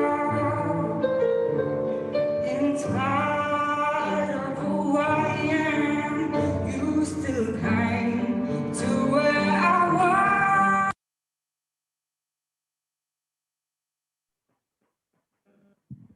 Oke, ya. Thank you untuk Kevin dan Karina untuk performance videonya. Bapak Ibu kita sampai kepada sesi tanya jawab. Ya, sesi yang banyak ditunggu-tunggu nih karena sudah banyak sekali pertanyaan yang masuk ke dalam kantongnya panitia dan kita akan mengundang kembali Bapak Andreas dan Bu Mariani untuk bersama-sama menjawab pertanyaan-pertanyaan dari Bapak Ibu. Jangan lupa untuk tetap mengisi kolom pertanyaan di Q&A room ya. Kemudian saya akan bacakan mungkin 2 pertanyaan dulu. Jangan lupa bahwa setiap pertanyaan yang terpilih akan ada 20 merchandise yang diberikan kepada penanya-penanya yang terbaik. Baik, ini 2 pertanyaan dulu ya, Pak Andreas, Bu Mariani. Pertanyaan pertama adalah bagaimana cara mendidik anak-anak agar motivasi belajarnya tumbuh secara mandiri, gitu ya. Jadi bukan karena takut atau diancam sama papa mamanya gitu ya, yang mungkin ada di sampingnya mereka. Khususnya di masa pandemi ini yang tentunya dengan sistem pembelajaran online, kadang-kadang anak-anak itu cenderung belajar dengan ala kadarnya. Ya, itu pertanyaan pertama. Kemudian pertanyaan kedua, bagaimana sikap orang tua menghadapi anak-anak yang mempunyai kecenderungan susah diatur dan agak lamban untuk belajar. Ya, saya persilakan kepada Pak Andreas dan Bu Mariani untuk 2 pertanyaan dulu nih, Koan sama Si Mariani. Memang pertanyaan pertama tadi adalah bagaimana anak-anak itu mempunyai motivasi untuk belajar dan belajarnya bukan karena paksaan. Ya, bagi saya ya, kita mendidik anak itu ada yang salah satu hal yang perlu diajarkan pada anak itu adalah the value of success and the value of failure. Apa artinya keberhasilan dan apa artinya kegagalan. Bagaimana manisnya keberhasilan, bagaimana pahitnya satu kegagalan. Itu kejadian sehari-hari. Jadi itu dan itulah yang perlu kita sadarkan bahwa kalau kamu berhasil, kamu akan happy, kamu akan bahagia. tapi kamu kalau gagal itu akan pahit, kamu akan diejek orang, kamu itu jahatnya masyarakat itu, kamu diabaikan orang, dan itu pelan-pelan. Jadi dalam setiap hal kita perlu mengajar itu. Nah dari situ kita didik anak itu supaya untuk rajin, untuk mempunyai motivasi untuk mengejar keberhasilan itu. Jadi saudara, begini saudara ya, itu bukanlah sesuatu yang gampang memang, tetapi itu akan membantu. Jadi pada waktu dia gagal, ya kita tidak marah atau bagaimana, tetapi kita kita selami bagaimana dan kita ikuti betapa tidak enaknya untuk menjadi orang yang gagal. Dan pada waktu sukses kita lihat ya, karena kamu belajar nilaimu bagus, bagaimana perasaanmu pada waktu nilaimu dapat 100, bagaimana perasaanmu. Nah itu diajarkan kepada mereka dan diharapkan akhirnya itu membuahkan daya juang untuk tidak mau gagal, berjuang. Itu. Jadi bukan hanya karena paksaan, ya. Karena kamu mau jadi apa itu harus ada usaha dari kamu. Papa akan support, mama akan support, tetapi perjuangan itu harus di dalam dirimu. Belajar, kamu harus belajar sendiri. Nah itu. Dan itu diharapkan bisa membuahkan satu semangat belajar yang baik. Saya tambahkan sedikit ya, mungkin untuk anak-anak yang lebih kecil, kadang kita perlu membuat belajar itu menyenangkan bagi mereka ya. Dengan kadang itu mereka jadi malas belajar, misalnya, aku nggak suka matematika gitu ya, karena mereka tidak menguasainya. Nah, kita perlu mungkin spend waktu lebih banyak untuk menemani mereka belajar, sehingga dengan cari cara yang menyenangkan ya, sehingga anak-anak itu jadi semangat belajar. Saya ingat waktu anak-anak saya masih kecil SD ya, itu ada pelajaran bahasa Jawa. Itu saya sendiri aja kesulitan ya, harus menghafalkan nama-nama anak-anak binatang ya, anak cicak apa, anak kambing apa, anak gajah apa, dihafalin satu persatu, dan itu anak saya kesulitan menghafal di situ. Nah, gimana supaya dia semangat? Saya bikin lagu, saudara. Ya ini, jadi orang tua jadi kreatif ya. Jadi dia jadinya akhirnya jadi menyukai pelajaran bahasa Jawa, menjadi fun, jadi dia termotivasi untuk belajar. Ya itu untuk anak-anak yang kecil-kecil, kita harus perlu mendampingi mereka sehingga mereka suka belajar dan tidak mengalami kesulitan. Itu yang bisa saya tambahkan. Ada juga kalau papa saya seorang dokter, mama saya seorang dokter gigi. Nah, filosofi mereka agak berbeda sedikit ya. Kalau anak kecil, disiplin itu penting. Semakin bertambah dewasa, maka anak itu harus diajak berkomunikasi, diajak berdialog, bahkan kalau besar dia diperlakukan sebagai sahabat. Ya itu penting sekali. Tapi kalau anak-anak itu disiplin, misalkan sikat gigi, ya harus itu. Dan kalau kita pun sudah mau tidur dan tidak sikat gigi, kita pun diseret dari ranjang kita, harus sikat gigi, disiplin itu. Tetapi itu akhirnya membuahkan satu habit yang baik ya. Dulu itu karena malas kalau sikat gigi kalau anak-anak, sekarang kalau udah besar malas kalau tidak sikat gigi. Kalau tidak sikat gigi jadi nggak enak. Ya, jadi itu, tapi dengan bertumbuhnya kita diajak berdiskusi itu. Jadi itu tergantung daripada itu anak-anak itu dalam kelompok umurnya begitu ya.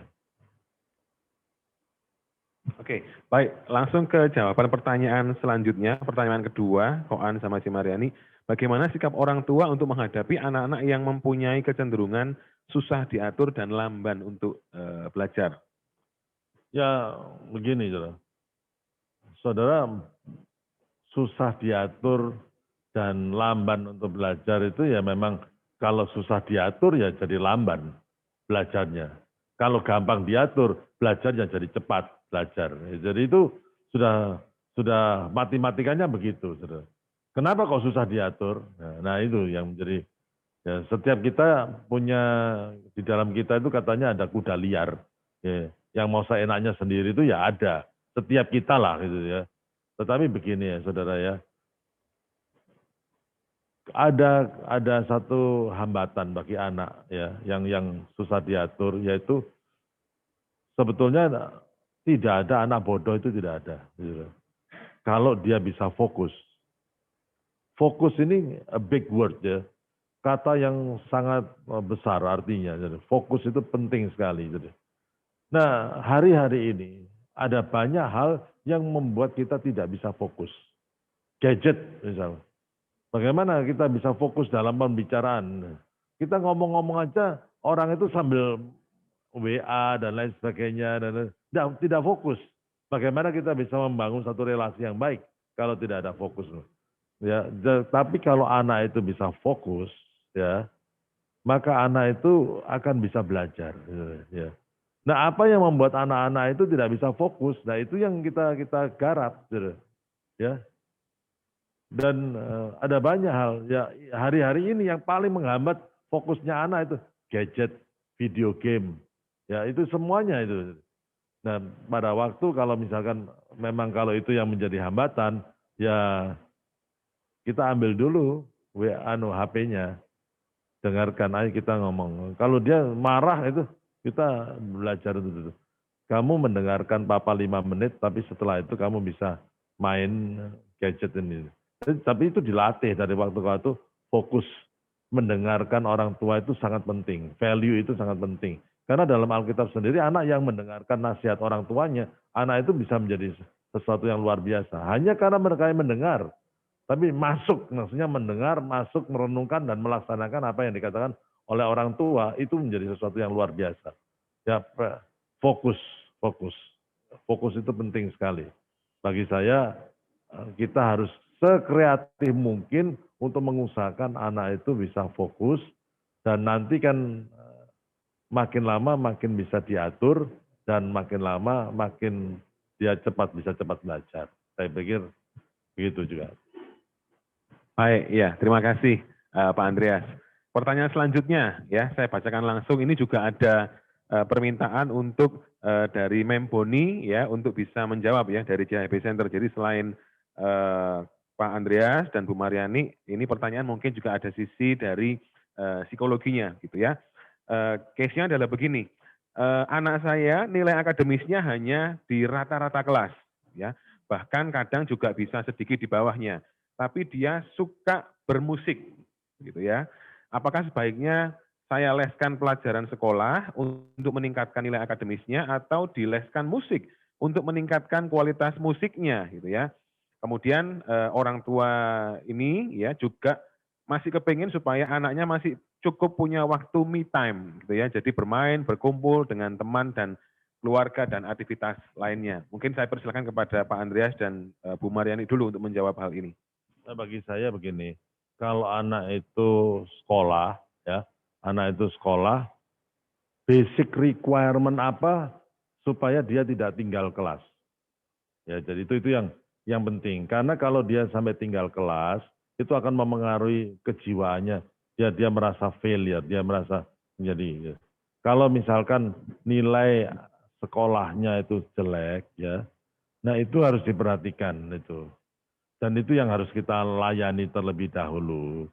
Dan kita bisa mengatakan kalau kamu belajar bersemangat seperti kamu main piano atau main musik, kamu akan bisa. Papa yakin bahwa kamu akan bisa. Itu, tetapi kita supaya dia tidak gagal di tugas utamanya, karena dia kalau dia sekolah ya tidak mungkin akhirnya musiknya hebat, kemudian tidak naik kelas, hancur dia, tambah hancur. Saya kira requirement apa yang kita mungkin tidak menekankan, saya bukan tipe orang yang menekankan harus juara kelas, bukan begitu. Karena dalam kasus adik saya sendiri, ya, dia itu ternyata secara psikologis, ya angkanya pas-pasan, karena apa? Kalau dia senang mata pelajarannya, dia belajar, kalau tidak terlalu senang dia malas belajar. Nah itu ada orang-orangnya. Itu adik saya, adik kandung saya itu begitu terus. Tapi dia jenius, sebetulnya dia jenius. Cuman psikologinya begitu.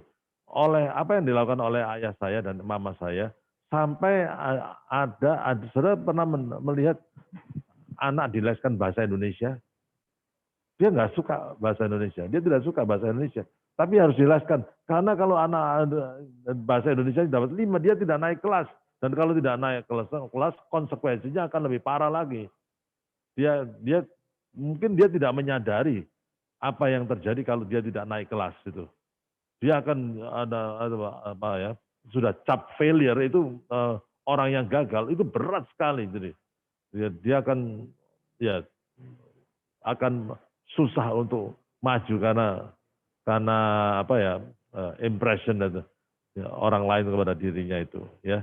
Jadi akhirnya ayah saya betul-betul memberikan wewenang bagi ibu saya, kepada mama saya untuk betul-betul dileskan ini. Harus lulus dulu. Itu yang paling penting gitu. Ya, dimotivasi bagaimanapun juga. Tapi juga adik saya adalah anak yang suka musik. Dia pun juga les musik gitu. Sampai dia bisa main keyboard dan lain sebagainya, pemain musik. Dan dia suka sekali main gitu. Jadi kasusnya hampir sama dengan adik saya. Tetapi pada waktu dia di universitas, dia menjadi orang yang sangat brilian sekali. Saudara. Ya karena memangnya pinter, jadi bukan berarti anak yang nilai pas-pasan itu bodoh, bukan saudara. Itu bisa karena memang dia tidak sedang pelajarannya atau bagaimana. Tetapi jangan sampai dia tinggal kelas, itu bagi saya itu yang paling penting ya. Nah kalau ada waktu lagi, biarkan dia menikmati hal-hal yang lain, aktivitas yang lain. Saya kira itu juga. Oke, baik. Silahkan mungkin dari CHP Center, Mem Boni untuk memberikan jawabannya. Oke. Jadi ini bisa dilihat juga ini anak usia berapa gitu ya. Jadi dari usianya itu biasanya kita bisa membantu menentukan treatmentnya. Treatment atau seperti apa kita memperlakukan. Misalnya kalau anak yang sudah cukup dewasa, sudah lebih bisa diajak ngobrol gitu ya, itu kita bisa ajak bicara terkait dengan misalnya orang tua melihat kemampuannya cenderung unggul, cenderung baik di bagian musik. Nah, seberapa apakah anak ini cukup berminat, mau tidak dikembangkan di sana? Sehingga ketika misalnya nanti diberikan les yang berkaitan dengan musik, anak ini juga mau menikmati. Nah, kalau terkait dengan pelajarannya seperti apa, ini sebetulnya tadi yang disampaikan oleh Pak Andreas ini tepat gitu ya. Jadi paling enggak anak-anak ini tetap kita bantu supaya nilainya kan pas-pasan gitu ya, nilainya rata-rata supaya paling tidak dia tetap bertanggung jawab dan itu tetap lulus. Nah, dengan nilai-nilai ini itu kita bisa melihat misalnya selama ini proses belajarnya seperti apa. Apakah misalnya efektif atau tidak, apakah punya waktu belajar. Nah, kenapa kok ini juga perlu dilihat walaupun ada wacana untuk mengembangkan yang terkait dengan non-akademik yaitu musiknya. Karena ini kan juga tanggung jawab utama. Karena ketika anak diajarkan untuk tetap bertanggung jawab terhadap akademiknya, walaupun target orang tua bukan anak harus jadi juara kelas, tapi paling tidak lulus dan diselesaikan semuanya, itu sebetulnya ada aspek lain yang diajarkan yaitu tanggung jawab. Nah, kemudian bisa ditetapkan target bersama, misalnya paling enggak lulus, paling tidak batas tuntasnya berapa. Kemudian anak bisa dibantu untuk mengembangkan keterampilan belajar yang tepat. Keterampilan belajar yang tepat ini apa? Misalnya punya waktu belajar rutin. Berapa lama sih waktu belajar rutinnya? Waktu belajar rutin itu sebetulnya tidak harus terlalu lama, tergantung disesuaikan dengan kemampuan anak. Ada yang misalnya fokusnya agak pendek, mungkin bisa beberapa misalnya dalam 1 jam tapi dibagi jadi 2 kali. Jadi misalnya setengah jam dan setengah jam ada jeda di tengahnya. Tapi anak tetap diajarkan bahwa dia perlu ada tanggung jawab atau waktu belajar rutin. Nanti dibantu di prosesnya, misalnya menetapkan target-targetnya. Apa yang harus dilakukan. Kemudian bisa juga misalnya cari tahu gaya belajarnya seperti apa sehingga waktu belajarnya yang singkat ini bisa tetap efektif. Artinya kita akan mendukung, membantu dia untuk optimal di waktu yang lebih singkat gitu ya. Singkat ini artinya ya optimal waktunya, ya optimal hasilnya. Kalau misalnya dalam proses belajarnya anak ini dia bisa lebih optimal, lebih tertata, itu harapannya dia punya waktu yang lain untuk dia misalnya mengembangkan diri di bagian les atau bahkan bermain gitu. Tadi kan harapan orang tua anak juga punya waktu yang lebih bebas. Kemudian prioritasnya akan mana, sampai seberapa besar mana yang lebih diarahkan, apakah ke akademiknya atau ke lesnya. Nah, ini bisa didiskusikan ke anak. Tapi artinya target atau pemikiran orang tua boleh kok disampaikan. Bukan berarti orang tua 100% ya udah anak harus langsung memutuskan. Bisa didengarkan pertimbangannya tergantung umurnya berapa sehingga anak juga bisa ikut terlibat gitu. Tapi ketika anak mau terlibat untuk ngobrol, mengemukakan pendapat, membuat pilihan, dan orang tua membantu mematangkan pertimbangannya, ini anak harapannya akan lebih bertanggung jawab dengan nanti misalnya dia mau les atau mau belajar atau mau ada waktu-waktu untuk lebih longgar. Jadi apa yang harus dilakukan ketika dia ingin waktu main lebih, berarti belajarnya lebih efektif lagi. Mungkin begitu Pak Winas. Ya, terima kasih Memboni. Wah, luar biasa sekali ya, lengkap sekali ya Bapak Ibu jawaban dari Pak Andreas dan juga dari Memboni begitu. Nah, saya akan bacakan satu pertanyaan. Ya, ini pertanyaan terakhir nih Bapak Ibu. Mohon maaf sebelumnya kalau ada banyak pertanyaan belum bisa dijawab, tapi tentunya janji kami kita akan bisa menjawab pertanyaan itu bersama-sama dengan tim dari CHB juga. Mulai minggu depan ya Bapak Ibu, setiap minggu kita akan mengadakan Instagram Live ya jam 4 sore setiap hari Minggu mulai tanggal 31 Januari minggu depan. Nah, pertanyaan terakhir dari Ibu Gloria Linri dari MDC Purwakarta. Wah, ini konco dewek nih, bolo dewek nih koan. Ya, bagaimana bisa mengontrol emosi sebagai orang tua dengan anak berkebutuhan khusus. Begitu. Nanti mungkin juga Memboni juga bisa melengkapi jawaban ini. Ya, silakan. Koan atau mungkin Cem Mariani, silakan. Ya, anak ya sebetulnya punya kebutuhan banyak gitu ya, apalagi kebutuhan khusus. Ya, bagaimana bisa mengontrol emosi? Ya, bagaimana ya mengatur emosi ya? Minta buah roh mungkin ya. Ya, minta Roh Kudus bekerja dalam hati kita karena memang tidak gampang. Memang tidak gampang, tetapi saudara harus, itu satu keharusan, memiliki kesabaran ya. Lihat ya endingnya. Berkat itu begini ya. Tadi Ibu Marian mengatakan berkat itu bukan hanya membuat kita happy, tapi berkat itu kalau itu bisa membuat kita menjadi a better person, itu berkat Tuhan justru. Segala sesuatu yang bisa membuat kita menjadi pribadi yang lebih baik, itu berkat. Gitu.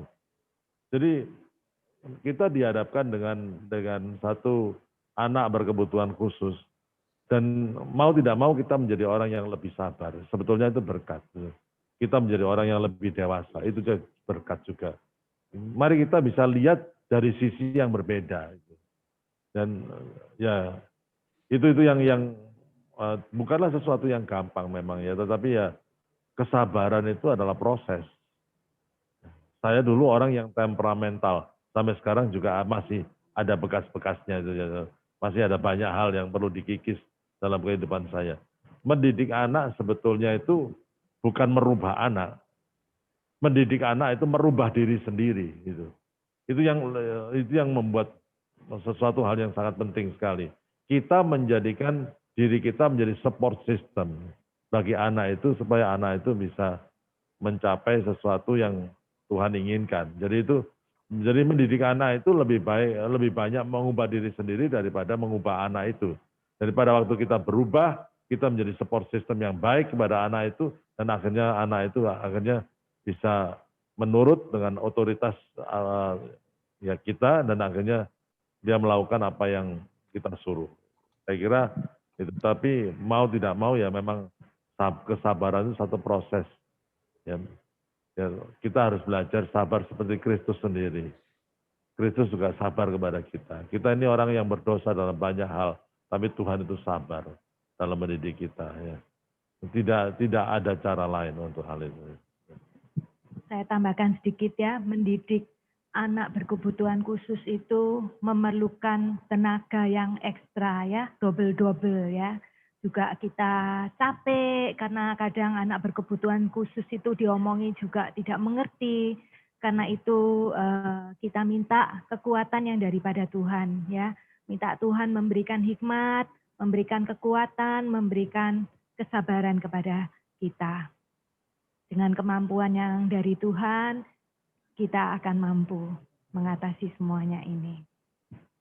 Baik, terima kasih. Mem Boni, silahkan dilanjutkan. Ada masukan mungkin dari CAB?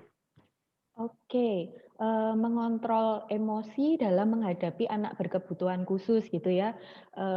Saya apresiasi gitu kalau ada orang tua yang punya anak berkebutuhan khusus. Saya tahu itu hal yang menantang gitu. Kita punya anak yang pada umumnya saja itu ada tantangan tersendiri yang pasti dihadapi setiap hari, apalagi anak-anak yang memiliki kebutuhan khusus. Nah, yang pertama apa sih yang bisa orang tua lakukan supaya orang tua bisa lebih mengontrol emosi? Yang pertama menyadari, sadari apa yang disadari, sadari terkait diri sendiri gitu ya. Jadi bisa jadi apa pikirannya, apa perasaannya, pikiran dan perasaan ini biasanya ketika kita refleksi itu akan kita mulai mendapatkan, oh apa sih pikiran saya, apa ekspektasi saya terhadap anak-anak, terhadap anak tersebut, bisa jadi ada kekecewaan tertentu, ada harapan tertentu yang kita, kok anak saya seperti ini, atau aku inginnya anak seperti ini. Jadi itu pertama kita perlu menyadari, jadi refleksi dulu, situasinya seperti apa sih yang membuat kita kok emosi ini kan macam-macam ya, emosi ini bisa marah, bisa sedih, bisa jengkel atau apa. Nah, emosi-emosi itu ada yang negatif, ada yang positif. Nah, biasanya yang sering jadi problem itu emosi yang negatif seperti tadi ya, marah, sedih, kecewa. Nah, itu perlu disadari. Mungkin situasinya, pikirannya, perasaannya, ekspektasinya apa. Kemudian yang kedua, orang tua setelah mulai refleksi tentang diri, yang berikutnya orang tua bisa menyadari tapi kondisi anak. Jadi bisa dilihat ABK ini kan macam-macam ya. ABK-nya seperti apa? Jadi bisa dilihat ini bisanya apa. Yang pertama bisa apa, yang kedua tidak bisa apa. Kemudian yang ketiga apa yang masih bisa dikembangkan dari kondisi anak. Nah, ini bisa jadi orang tua sudah memiliki pandangan yang sesuai, maksudnya mungkin sudah pernah berkonsultasi dan kalau sudah pernah berkonsultasi, sudah ada mungkin diagnosa atau ada gambaran tentang anak, ini bisa jadi lebih mudah. Tapi kalau misalnya masih belum paham kondisi anak sepenuhnya, ini mungkin nanti bisa melakukan konsultasi lebih lanjut. Kenapa? Karena ketika orang tua paham kekhususannya anak apa, itu akan membantu. Nanti treatmentnya akan seperti apa, atau ekspektasi yang bagaimana sih yang masih bisa diberikan ke anak ini. Nah, kenapa kedua itu nanti perlu dilakukan? Karena orang tua perlu menyesuaikan ekspektasinya ke anak. Kalau ekspektasinya tidak sesuai dengan kondisi, itu biasanya yang membuat orang tua akhirnya emosinya bergejolak. Karena harapannya misalnya di sini, tapi kemudian anak masih bisanya di bawahnya terus gitu. Nah, jadi kalau ekspektasinya kurang pas, itu biasanya akan rentan membuat kondisi emosinya orang tua juga bergejolak. Kadang sebetulnya nggak cuma orang tua, tapi termasuk anak gitu. Nah, padahal sebetulnya ketika ekspektasinya pas, itu anak masih bisa dikembangkan sesuai dengan kondisinya, pasti masih bisa dioptimalkan gitu ya. Kemudian yang berikutnya, orang tua tetap perlu me time gitu. Apalagi kalau misalnya kondisinya emosinya sedang bergejolak tadi, sedang misalnya tinggi, bisa ambil waktu untuk mungkin ambil waktu berbeda. Ini sebetulnya nggak cuman untuk orang tua dengan ABK, tapi orang tua yang anak-anak pada umumnya pun pasti orang tua tetap perlu untuk me time, ambil waktu sejenak. Misalnya ketika emosinya kayaknya kok sedang menguasai ya, kalau misalnya ada pasangan atau ada orang lain yang bisa membantu, mungkin bisa handle sesaat, ambil waktu untuk pergi dulu, pergi ini bisa ke ruangan lain, bisa ambil waktu, pokoknya sejenak sehingga emosinya lebih menurun gitu ya. Dan setelah itu baru ya tadi dilakukan refleksi, mungkin menetapkan ekspektasi lagi, disesuaikan lagi Seperti itu. Dan kemudian yang bisa saran berikutnya juga adalah mencari bantuan atau support system yang tepat. Jadi biasanya kalau ABK ini akan perlu support system dari keluarga sendiri. Jadi misalnya bagaimana memperlakukannya, termasuk kadang tadi balik tergantung ABK-nya ini apa. Bisa jadi anak butuh terapi, bisa jadi butuh pendidikan yang disesuaikan. Nah, ketika orang tua mendapatkan support system yang lebih tepat, ini harapannya beban orang tua itu juga akan menjadi lebih bisa dihadapi bersama-sama sehingga nggak jadi beban orang tua sendiri dan itu jadi membantu emosi orang tua juga.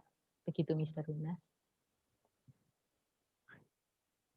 Baik, terima kasih. Wah, lengkap sekali jawaban dari Memboni. Bapak Ibu, pertanyaan-pertanyaan Bapak Ibu yang masih belum bisa kami jawab hari ini, sekali lagi akan dijawab di Instagram Live, mulai minggu depan jam 4 sore. Nah, sampailah kita kepada penghujung dari acara webinar kita pada sore hari ini. Saya persilahkan untuk sekali lagi Poan dan Cemariani untuk memberikan last conclusion untuk acara webinar kita. Silahkan. Silakan.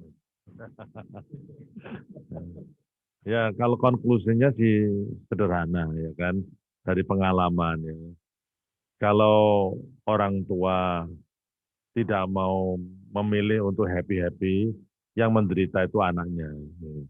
Mendidik anak bukanlah gampang, tetapi kalau kita mau berkorban, gitu, mau berkorban dan mau berubah dari pihak kita, maka kita akan melihat hal yang luar biasa dalam diri anak, juga dalam diri kita. Kita menjadi orang yang lebih dewasa. Jadi kelihatannya dituntut dari orang tua terlebih dahulu, ya, mau nggak berkorban itu. Bahasa Jawanya soro, ya, soro mau nggak ya berkorban. Kalau kita tidak mau berkorban, anak kita tidak akan jadi apa-apa. Tapi kalau kita mau berkorban, ya, anak kita akan menjadi orang yang Tuhan inginkan. Ya. Sekalian pada waktu kita berkorban, kita pun akan berubah dan menjadi orang tua yang semakin lebih dewasa. Saya kira itu pilihan kita. Jadi kalau misalkan saudara ingin melihat anak saudara jadi orang hebat, saudara ya berkorban lebih banyak untuk anak. Dan saudara akan lihat betapa anak saudara akan menjadi anak yang luar biasa. Amin. Baik, wah, thank you ya, last konklusinya luar biasa. Bapak Ibu Saudara, saya mewakili teman-teman gitu ya, panitia, mengucapkan terima kasih kepada Pak Andreas Harjo dan Bu Mariani dan juga dari CHB Center, Memboni ya sebagai narasumber kita pada sore hari ini atau pada malam hari ini. Baik, Bapak Ibu, setiap kita sama Tuhan, oleh Tuhan diciptakan dengan fearfully and wonderfully made, begitu ya, diciptakan dengan hati-hati dan dengan sangat indah. Demikian juga anak-anak kita. Oleh karena itu, tema hari ini, anakku berharga di mata Allah. Mari kita merajut bersama-sama dengan Tuhan masa depan anak-anak kita. Puji Tuhan, Bapak Ibu, kita akan mengakhiri webinar kita pada edisi 24 Januari pada hari ini dengan doa. Saya persilahkan kepada Pastor Arthur Siagian untuk menutup di dalam doa. Silakan. Sekali Bapak Ibu, sebelum kita berdoa mengakhiri pertemuan webinar kita pada hari ini, saya kembali mengingatkan bahwa sekali lagi jawaban pertanyaan daripada Bapak Ibu semua yang belum terjawab pada hari ini akan mulai dijawab di dalam IG Live kita pada hari Minggu yang akan datang dan beberapa minggu ke depan gitu bersama dengan pembicara kita pada hari ini. Dan yang kedua, saya juga mengingatkan kembali bagi Bapak Ibu bisa mulai mendaftar untuk bisa ikut dalam acara webinar kita, webinar keluarga pada tanggal 28 Februari di bulan yang akan datang jam 17 jam 5 sore dengan pembicara Dr. Paulus Raharjo dan istri dan Ibu Armita yang berbicara mengenai financial check up gitu. Dan yang terakhir minggu depan IG Live-nya berbeda dari IG Live di minggu-minggu yang sebelumnya karena minggu depan IG Live-nya akan dimulai pukul 16.00. Jadi pukul 4 sore IG Live akan sudah dimulaikan. Mari Bapak Ibu kita satu hati, kita akan berdoa untuk mengakhiri webinar kita pada sore hari ini. Mari sama-sama kita berdoa. Bapa, biarlah dalam anugerah-Mu, Engkau ya Tuhan yang berbicara bagi kami semua melalui setiap perkataan-perkataan firman-Mu yang kami telah dengar pada sore hari ini, sehingga kami boleh memperoleh sesuatu yang menginspirasi kami ya Tuhan, sehingga kami tahu apa yang bisa kami lakukan, apa yang dapat kami lakukan, untuk kami boleh dapat menjadi berkat ya Tuhan bagi anak-anak yang sudah Tuhan berikan kepada kami. Tuhan, kami juga berdoa, minta dalam nama Tuhan Yesus Kristus, Tuhan tolong kami, supaya kami bisa dapat melihat anak-anak kami sebagai anugerah, sebagai pemberian yang terbaik, yang Tuhan sudah berikan kepada kami.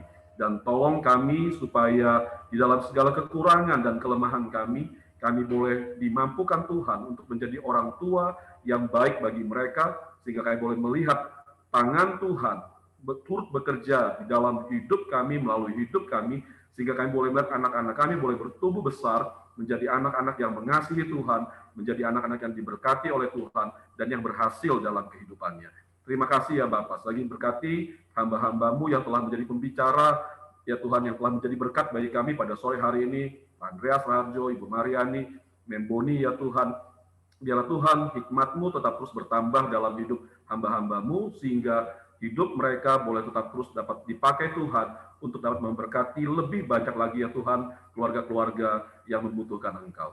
Selagi terima kasih, selagi kiranya berkat yang daripada Allah Bapa, kasih karunia daripada anaknya Tuhan Yesus Kristus, dan berkat di dalam Roh Kudus yang telah tinggal dalam kita, memenuhi hati kita semua, dan memberi kepada kita kekuatan untuk melakukan apa yang benar, dan berlaku setia di hadapan Tuhan sampai Tuhan datang kembali. Kami naikkan doa ini, kami akhiri webinar kami, dalam nama Tuhan Yesus Kristus. Amin. Amin. Jadi terima kasih Bapak Ibu.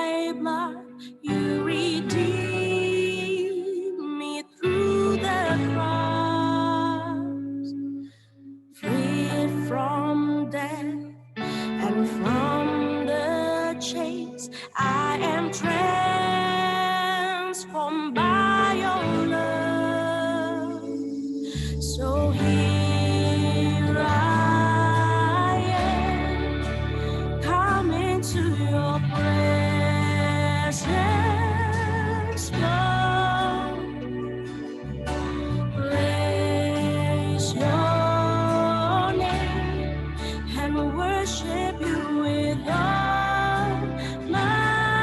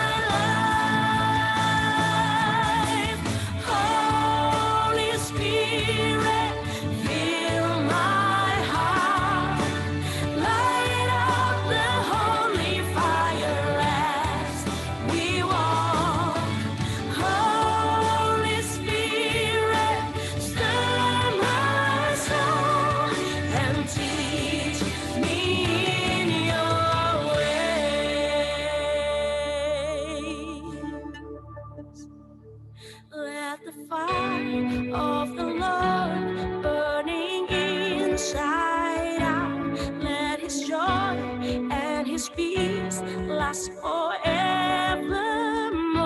Let the fire of the Lord burning inside out. Let his joy and his peace last forever.